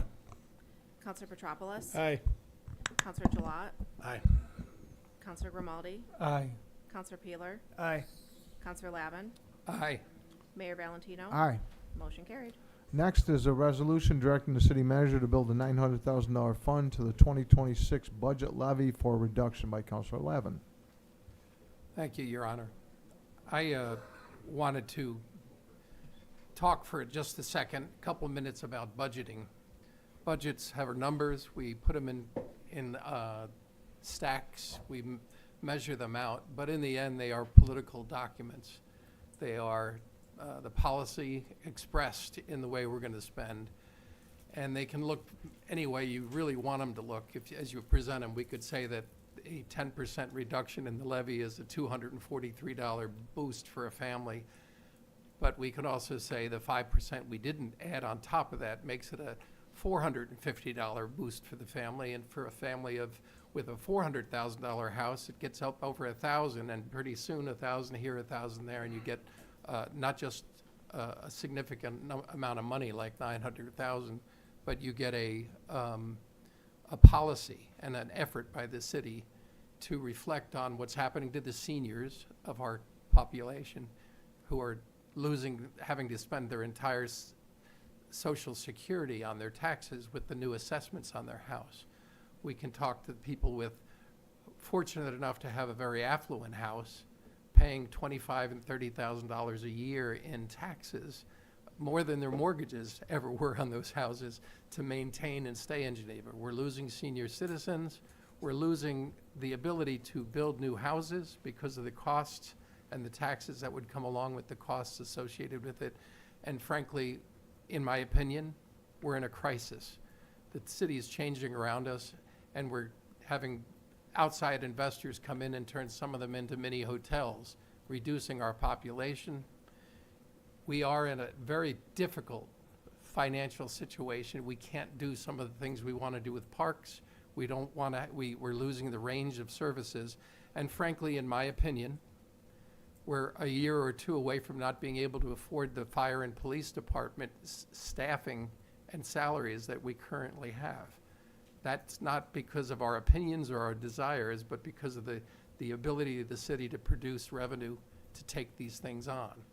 So I'm asking for a change, both in the method. The zero-based budgeting is a paradigm change in the way we look at things, but also to put out there some urgency on the part of our administration to look for the revenue improvements and enhances with vigor, not just waiting and studying and dragging out over 5 or 6 years the ability to generate more revenue from the situation we're in. And this little change here, it's a little change.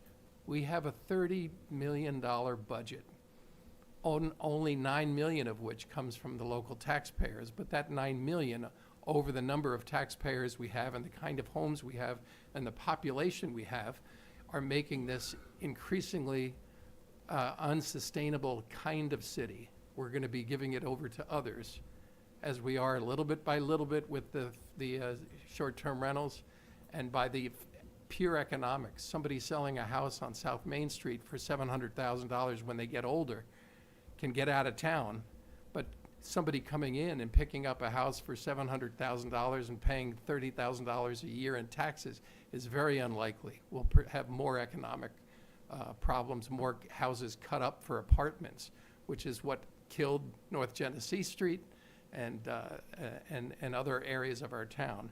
So I'm suggesting here not to tell the mayor or the city manager what exactly to cut, but on a $30 million budget to come up with $900,000 that can limit the growth of our levy, which is what we take from the taxpayers. It's a tax cut to the locals.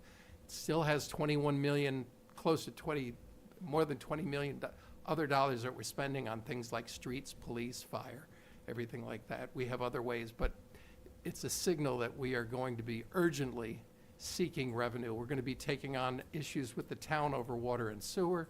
We're going to be pushing for fire and police, aggressive discussions with our colleagues around the region.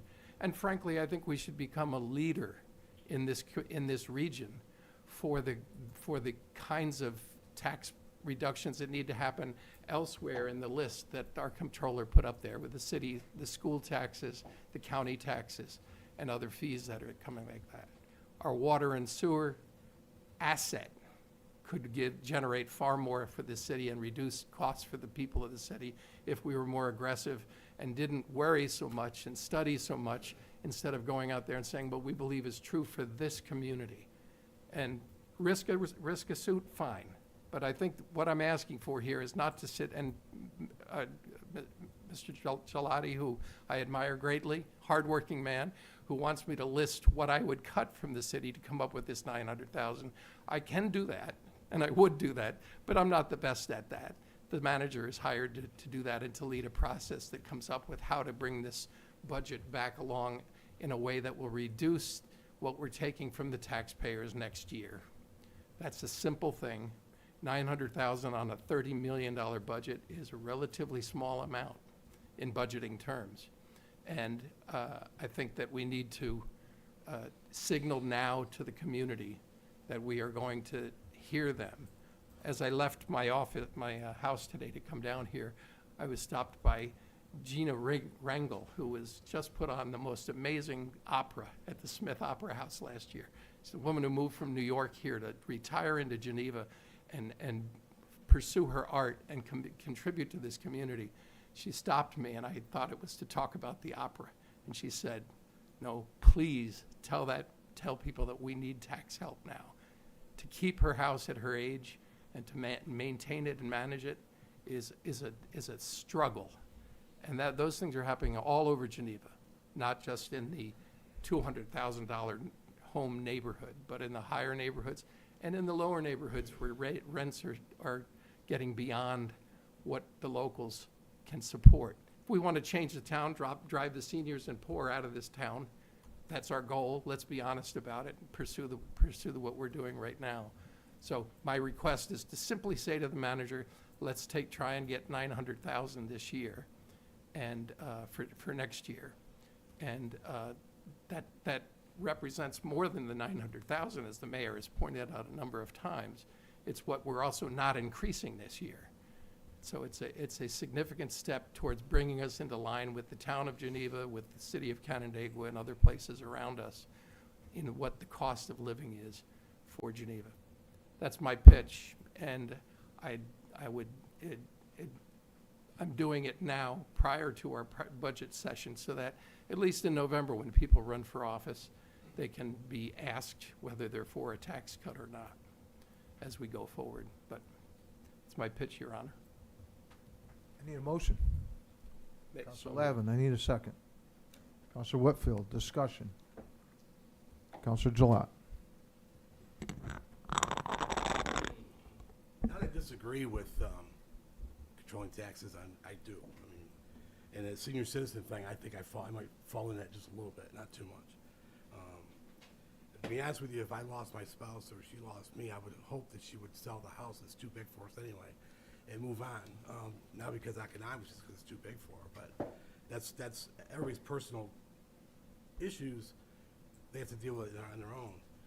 We spent last few months, we met with department heads. We got their needs. I don't remember any conversation about Cadillacs, tennis courts at their houses. I'm being a little facetious, but nobody asked for the moon. They just asked for things to fix or keep things going. And we were all there, and not many of us, including myself, asked many questions. We didn't challenge them a lot as far as what they were asking. We did an exercise on budget priorities. We all went through it. We prioritized what we thought or our residents thought were priorities.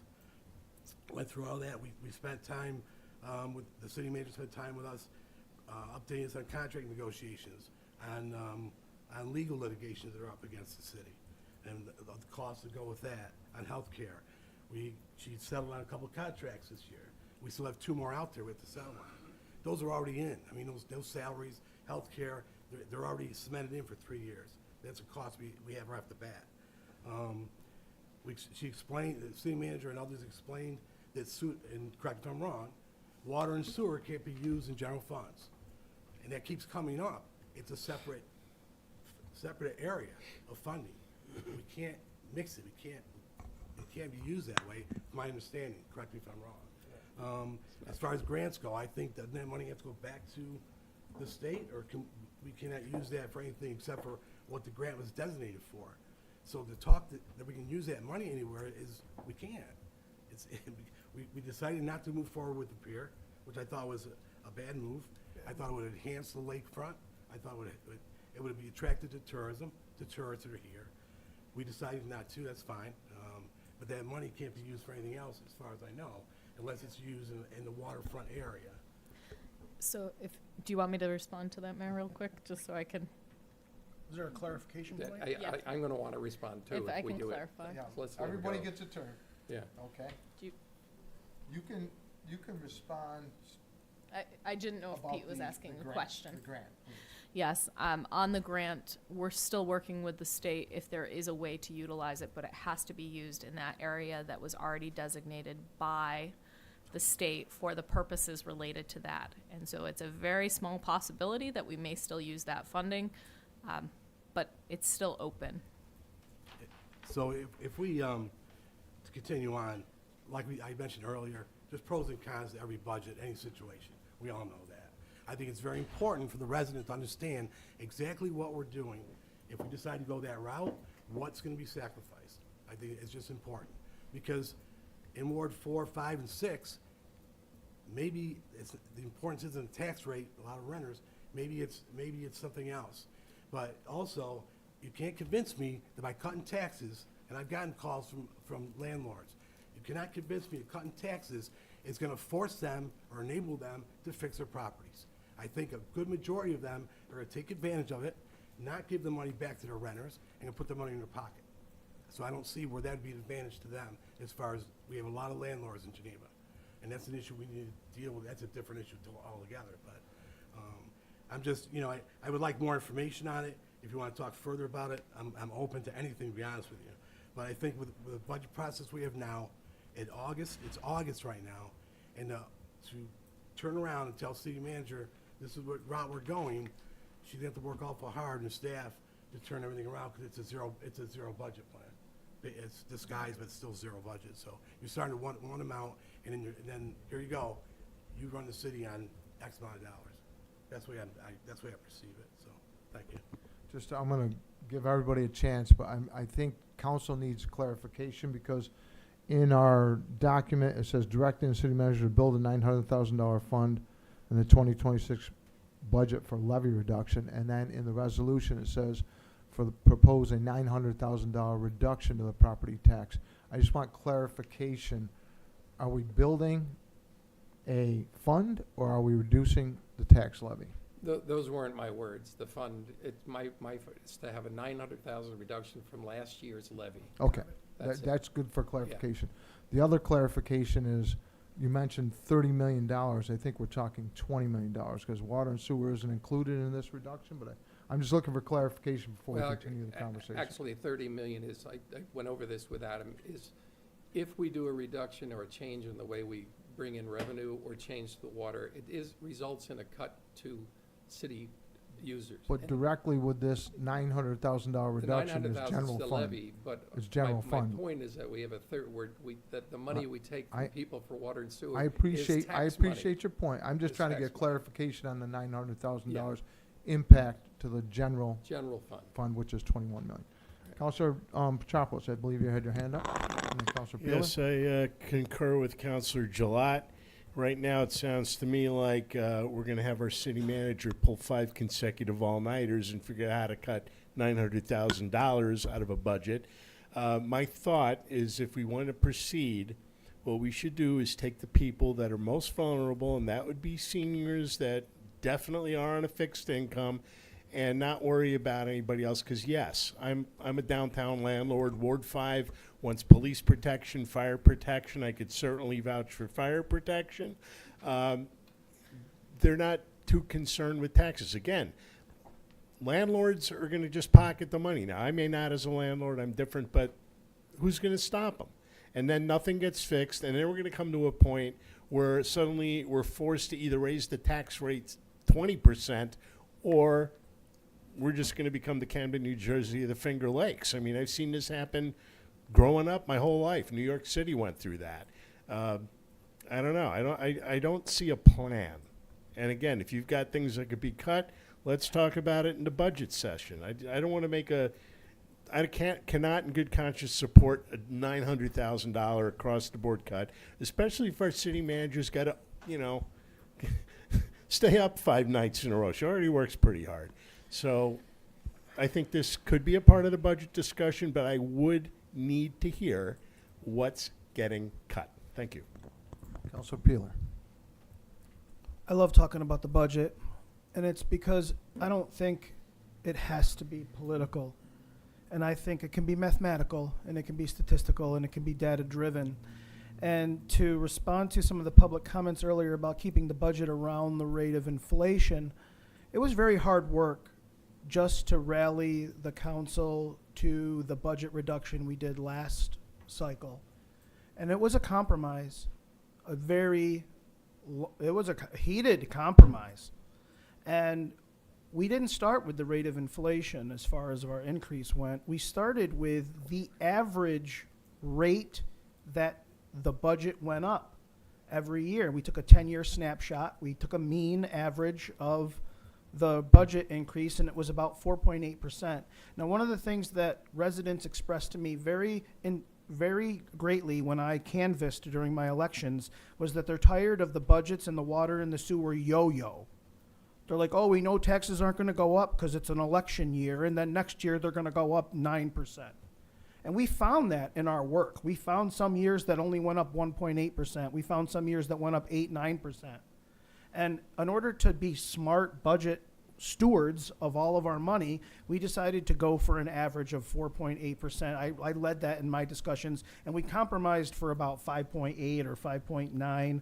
And that required a reduction of what, 400K, 500K? 1.2 million. No. It went up 1.2 million, but it originally wanted to go up 1.8 million. No, it was. So it was a reduction of a few $100,000, but it wasn't a million. It just wasn't. So it was hard work just to get that reduction based on the operational budget. And so even if the rate of inflation were to go up 2.6 or 2.7%, based on the current budget item of 800 or 8 point whatever million and change, the realized increase or the realized decrease of cutting the budget by $900,000 based on this year's budget is actually a reduction of over 1.2 million because the rate of inflation hasn't been adjusted for. So we're actually taking and we're knocking more money off of that. So it's really a reduction of more than 10% if we don't adjust for inflation. I don't support this, and it's not because I don't support reducing the taxes. As I so willfully acknowledged on the document, we have the lowest tax rate in over 2 generations. I'm not going to say you're welcome, but you're welcome. And it was done through a mission of not trying to screw people over and making sure people were getting paid, making sure the city was operational to a minimum standard. And that was difficult. And I don't think it's the smartest way forward to just throw out an 11 or technically 11.5% decrease and then say, make it work. I think we can do better. And the city manager is hired to produce a budget, and we're hired to steward that budget. And I think that process worked. It worked last time. We just need a bunch of people to get together and not make it political.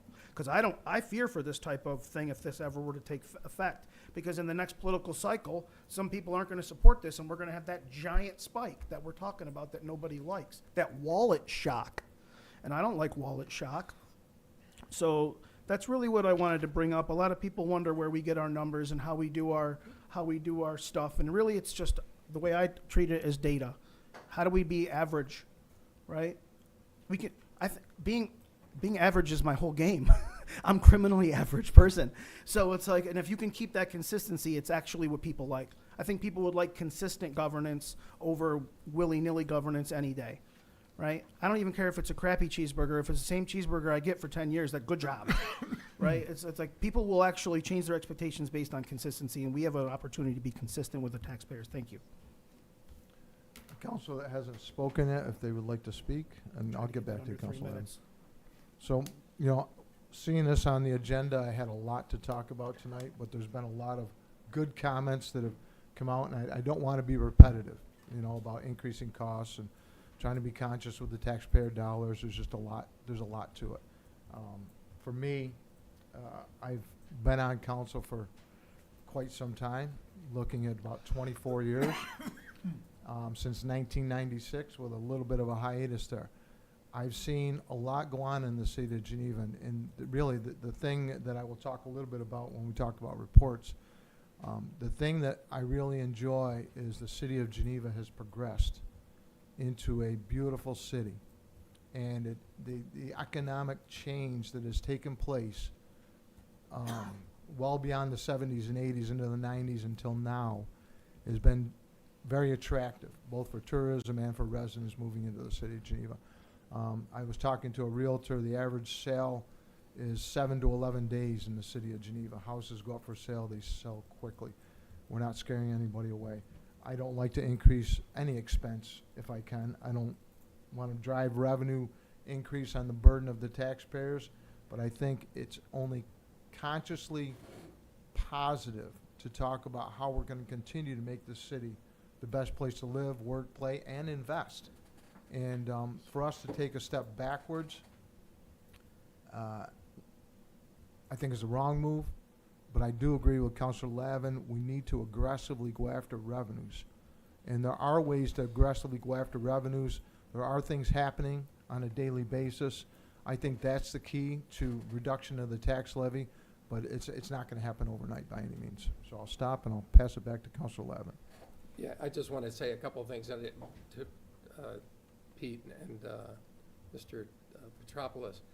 I brought this up now because we will be going through a budget process where we can discuss the ins and outs of this. The idea of reducing what we ask from the taxpayers and going after revenue.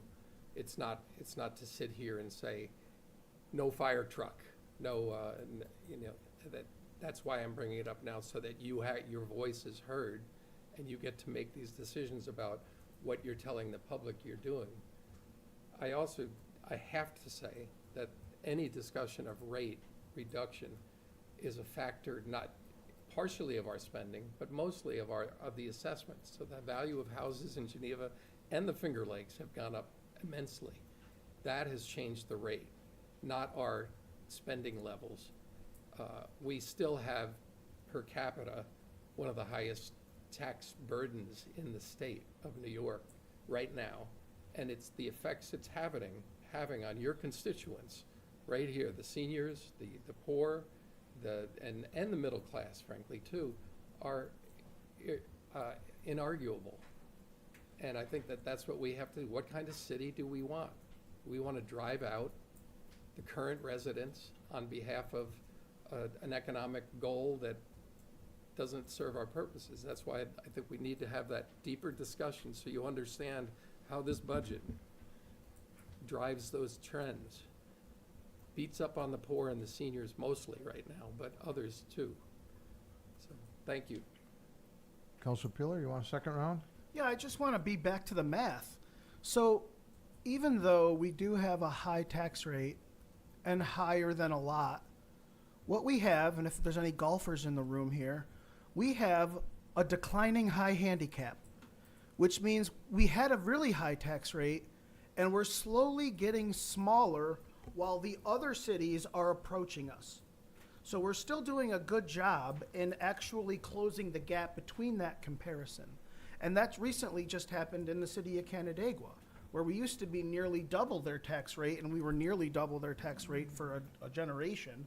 And now we're closer. I think we're only 35 or 30-something% behind them. So it's really important to know that if we keep that mission of kind of, I like to call it the average, how do we keep that average increase to go up? We will slowly work on this. And let's not also ignore some other mathematical truths. That chart that we saw earlier on the list with 10 years of tax rates that looked pretty level, well, there was 4 reassessments in that 10 years, or 3 reassessments. And no one ever took the brave move to adjust the tax rate based on those reassessments. They just voted for the city to gobble up the increase. and never actually controlled the tax rate based on that increase. We did that. I think we can still be mindful to continue doing it. The assessments were negligible. They in were those days. sometimes up to 8 to 9%. Okay, order. We don't Negligible. want to That's go not round and mean to round people, about just this. make up words. Clerk, we're going to call the roll, please. Talking about math. Counselor Whitfield, Aye. Absolutely. Counselor Petropoulos, Nay. Counselor Gilat, Nay. Counselor Grimaldi, Nay. Counselor Peeler, Nay. Counselor Lavin, Yes. Mayor Valentino. Nay. Motion defeated. Okay, moving on to boards and commissioners. Do we have anything? Not this time, no. We have one opening, we're rescheduled interview.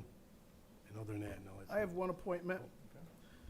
I have an appointment for the temporary interim board appointment to the Ontario County Board of Supervisors, James Babbs. And I'd like to make a motion to appoint him for that temporary appointment due to the vacancy of Mr. Guard for Yeah. District 2. Need a second? Second that.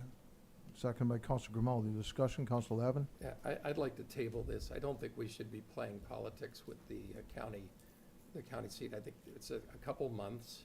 And I don't know this person. I haven't interviewed him, and he's representing. I think it's a council vote. What do we think of this person? We haven't met him. We haven't met the other candidates for it at all, and I don't know him. And I think that this is representing us at the county. If we want to interview all the candidates, bring them back and do it, fine. This is an end run for personal judgments that should be made by all of us. Council, I don't disagree. A motion to table in a second will stifle comment. And before we look for a second, will we allow more comment? I can think take this- your motion and move it forward. I just Yeah. was looking for the opportunity for any other comments. I don't mind, I never mind comments, Okay. but I don't think this is something we should do, so.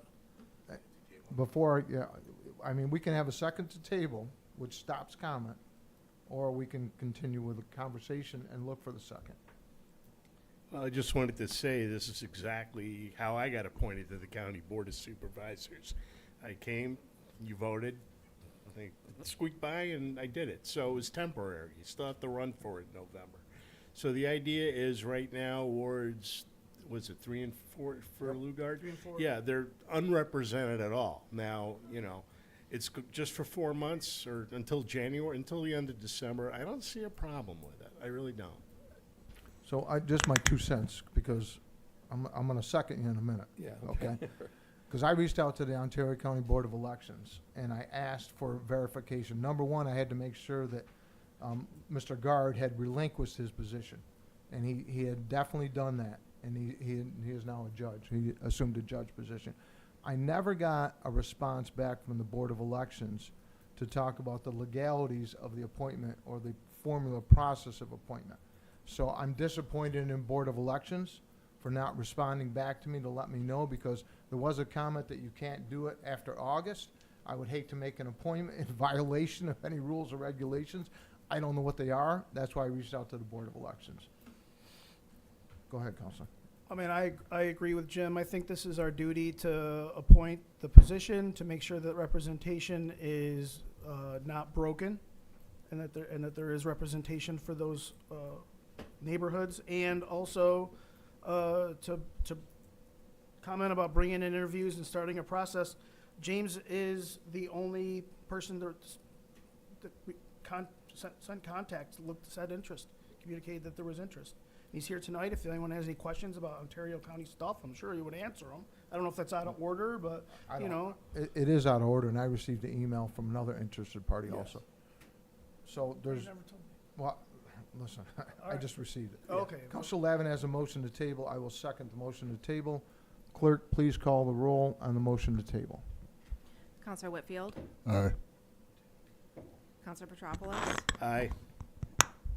Counselor Gilat, Aye. Counselor Grimaldi, Nay. Counselor Peeler, Nay. Counselor Lavin, Aye.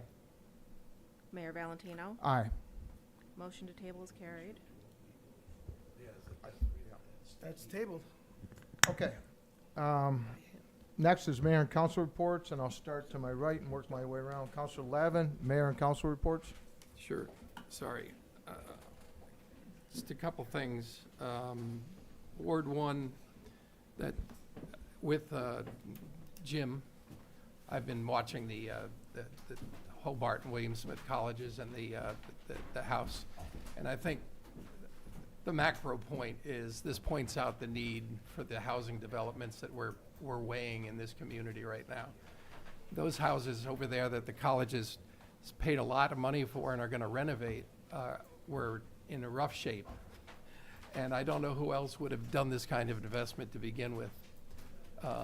But we are working with with Alana and others to make sure that everything the colleges want to do.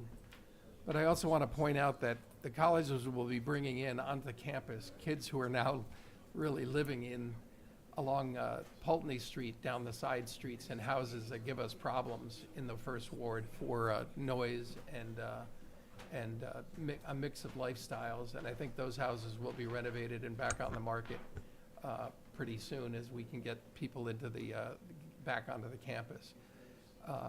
But the OEO property, the Jackson Street property, and some version of the Finger Lakes property all hold out the possibility of giving us the flexibility to deal with the population that is desperate for housing right now. So I didn't want to get that lost in the shuffle on the Ward 1 and the colleges.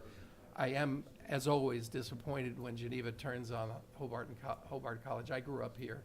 I was thrown off the campus as I used the gym illegally as a youth, and I had some of the same attitudes about the colleges that I still hear from some of our people, but that is the engine of our economy, and good people, and they're trying to do the best by the residents of this place. And I think we'll end up in a good place out of respect and caring. You'll see a lot of investment of time in that. I also wanted to, I know the police chief just left, but point out that we did a speed test on South Main Street a while ago by putting up that sign, the police speed announcement. And I noticed I went out again the other day without the speed being warned that they're being clocked. They're really much too fast. And I think we need to do a speed study there that is not signaled to the people as they drive by, particularly during the tourist season here. I'm still worried about death on the thing. Also, we had some concern about Lachlan Road, a house out there that wants to develop and build in Geneva at great expense. And I went out there and met with the manager and got a lot of the information. And frankly, I've come to the conclusion it's a great thing for Geneva, and it's a change a little bit for the next door neighbor, but that's life. And I'm not gonna, I said, express that to the neighbors. I'm sorry, I can't support keeping out a $1.2 million house because the man owns an RV or two. But also, I attended the IDA meet. The IDA has a lot on its plate these days as it weighs what it's doing with that white elephant called the GEDC, and I think we'll be facing some real decisions about how we're going to use our economic development efforts in the community. I'm still struck that we pour and wring our hands over a 40-year-old empty building that hasn't produced anything for us, as the parking lot at the Town and Country Plaza continues to flatten tires, and this struggles and needs some real creative redevelopment that can change things for the community. And then on the good news side, taking the role of John Brennan here today, who was absent, to deliver $550 from Tom Burrell in wood sales this month, bringing his total to $17,232, and his announcement that the nursery that they've built down next to the wastewater treatment plant has 100 trees ready to transplant, some really beautiful oaks and other things and we'll be putting in place a number to call one of the Green Committee people who can help bring trees to your property if you'd like. at a cost, I think, of nothing. So, Shade Tree Committee. shade tree, yeah, sorry. And who takes this money? I'll take it. The City- comptroller. City Comptroller. Counselor Peeler. Thank you. Let's see here. I don't have a report from the planning board. So let me get on to some schmoozing. A big thank you to Chief Evelyn and Chief Parada and the Geneva PBA for putting on another successful Geneva Teen Academy. I think the city manager touched upon that as well. Just really cool program, and also Ontario County Sheriff and all the partners that partnered with that program. Over the weekend was Geneva Night Out, and that was pretty cool. I wish that those are attended a little bit more, as first responders and public safety really, it's a good effort for them to engage the community and for people to kind of just get involved and have some fun. You could always, I mean, just throwing a ball and dunking a police officer is always just really fun. Big thanks to the Geneva Fire Department, Geneva Police Department, Ontario County Sheriff, and partners like Mercy Flight who put that out there.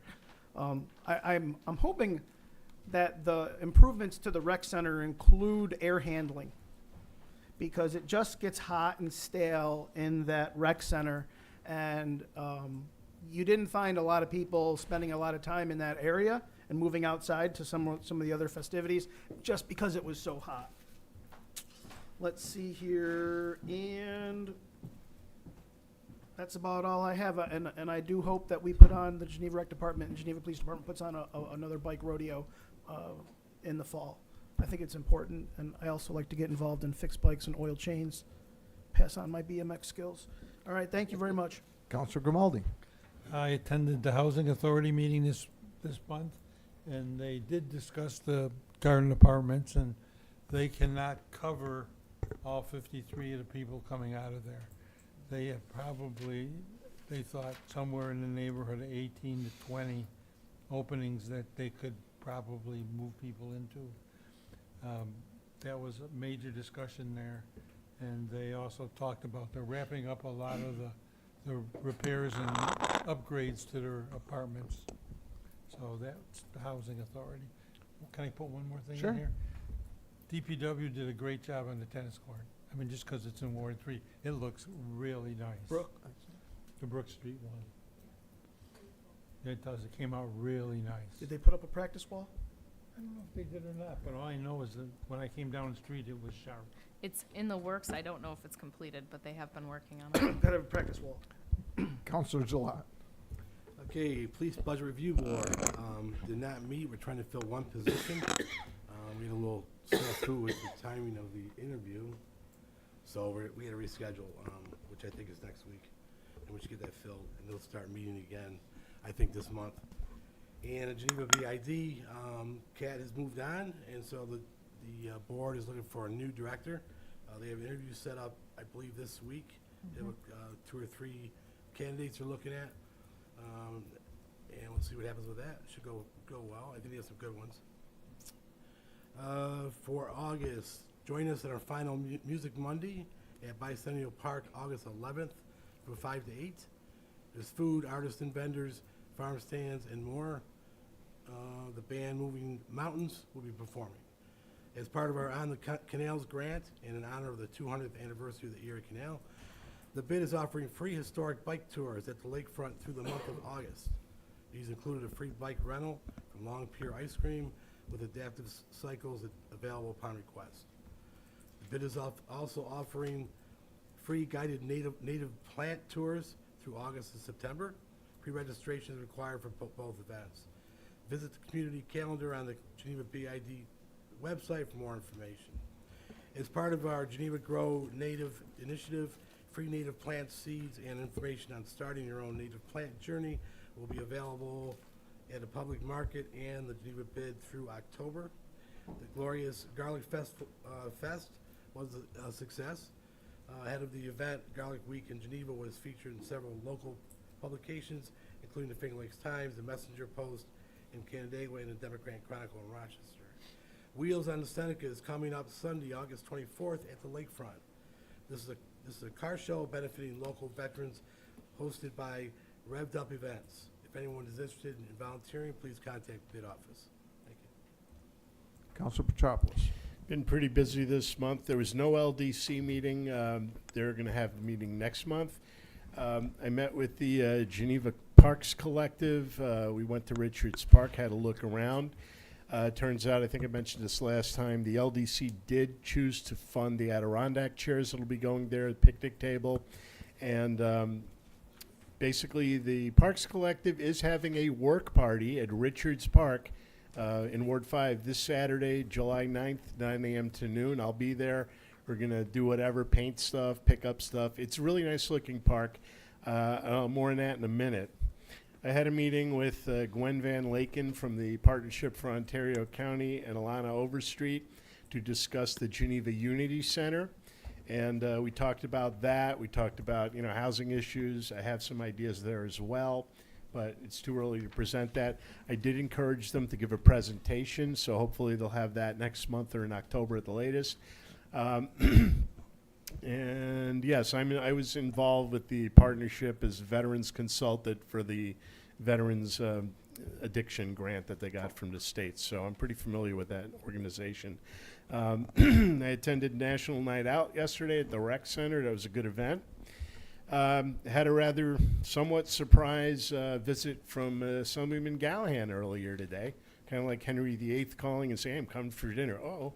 So I swept the cobwebs off the front of the building. He wanted to tour the businesses. He's going around Geneva. He liked what he saw. And I do want to give his office a shout out because I spoke with Director Venuti about the lighting issues we were having in Ward 5, and he explained the situation, but he asked if I could find state grants on decorative lighting and downtown poles and fixtures. So I got that information from the state, and I passed it on to him. The Parks Commission, the Parks Collective wanted to know if there are grants for playground equipment. I got that, forwarded it to Gabriella D'Angelo. She was very happy. I also suggested they asked Rotary and other charitable organizations. That is kind of the idea behind the Parks Commission.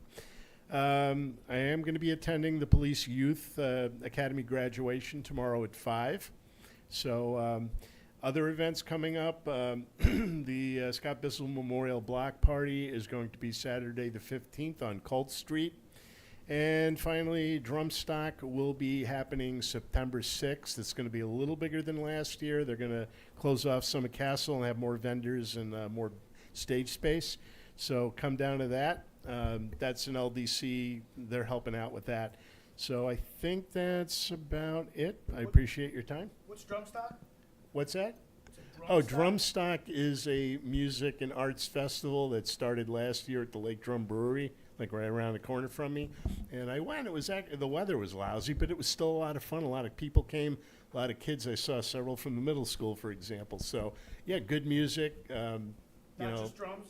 Not just drums. Of course not. So yeah, they're trying to expand it. The goal for them, at any rate, Geneva Foundation for the Art, Geneva something Graph is but they're forming a group. They want to get it down to the lakefront eventually, make it like Trumansburg or whatever the Woodstock Junior or whatever they call that one. They want to make it a big event, and they're just starting out, and it was fun. It's for all ages, it's a good community event. So come on down if you can. Other than that, we're good. Councilor Whitfield.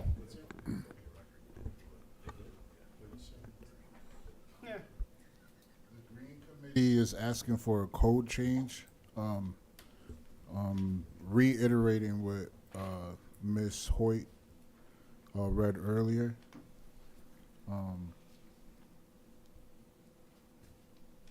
Currently, it's adopted in 1968, unlawful to cultivate more than 10% of said lot or land for the purpose of adding a natural area of wildflowers and shrubs. The area must be not nearer than 25 feet to the curb of any public highway, street, or right-of-way. Many properties in the city not in compliance, limits options for installing rain gardens. Suggestion, the city adopt the following change as copy for the city of Rochester's code. The exterior portions of all premises should be maintained free from weeds or plant growth in excess of 10 inches. All noxious weeds shall be prohibited. Weeds shall be defined as all grasses, annual plants and vegetation other than trees or shrubs, provided, however, that this term shall not include cultivated flowers and gardens. The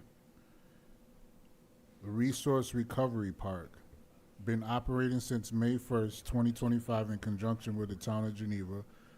Facility on Doran Avenue that the city constructed sometime within the last 10 years.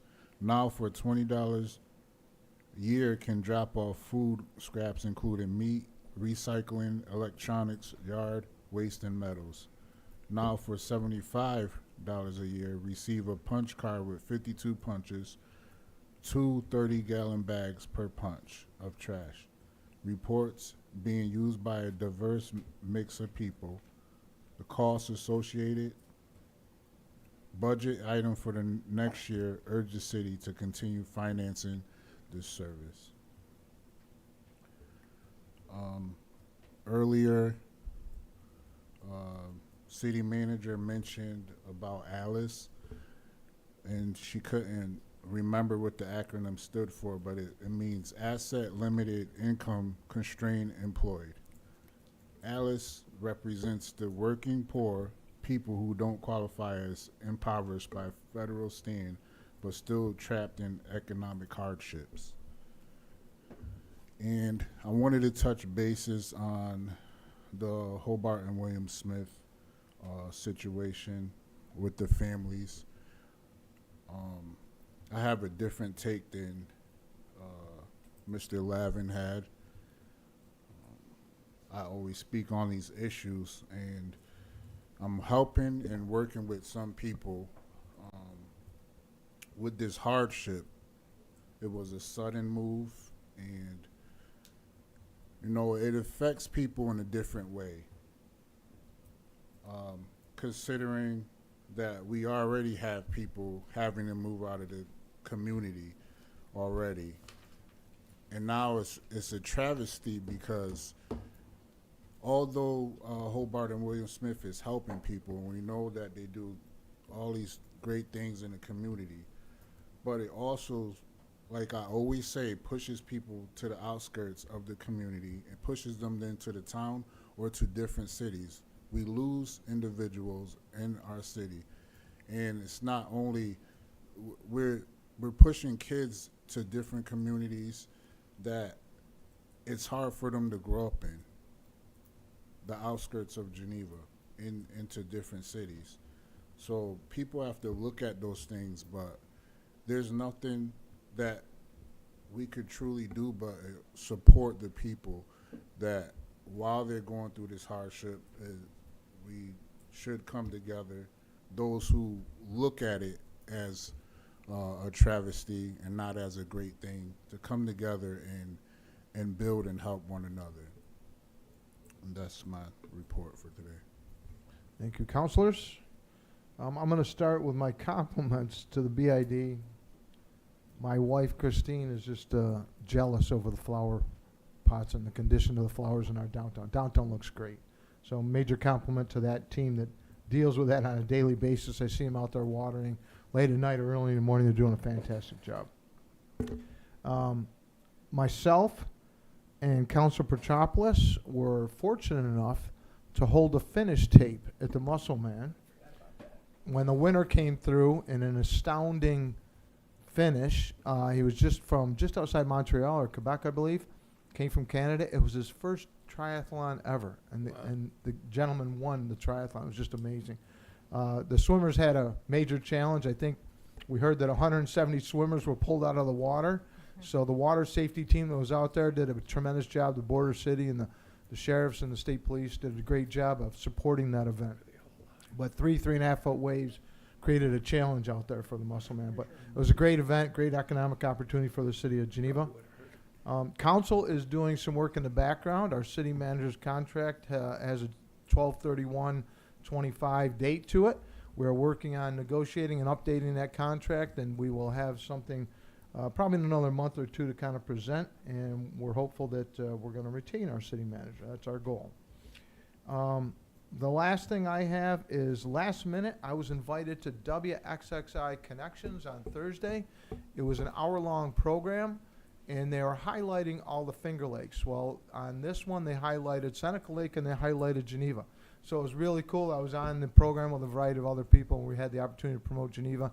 And Raquel Stevens was the moderator, and she did a great job. I expect her to visit the city of Geneva soon, too. It was a great hour for Geneva.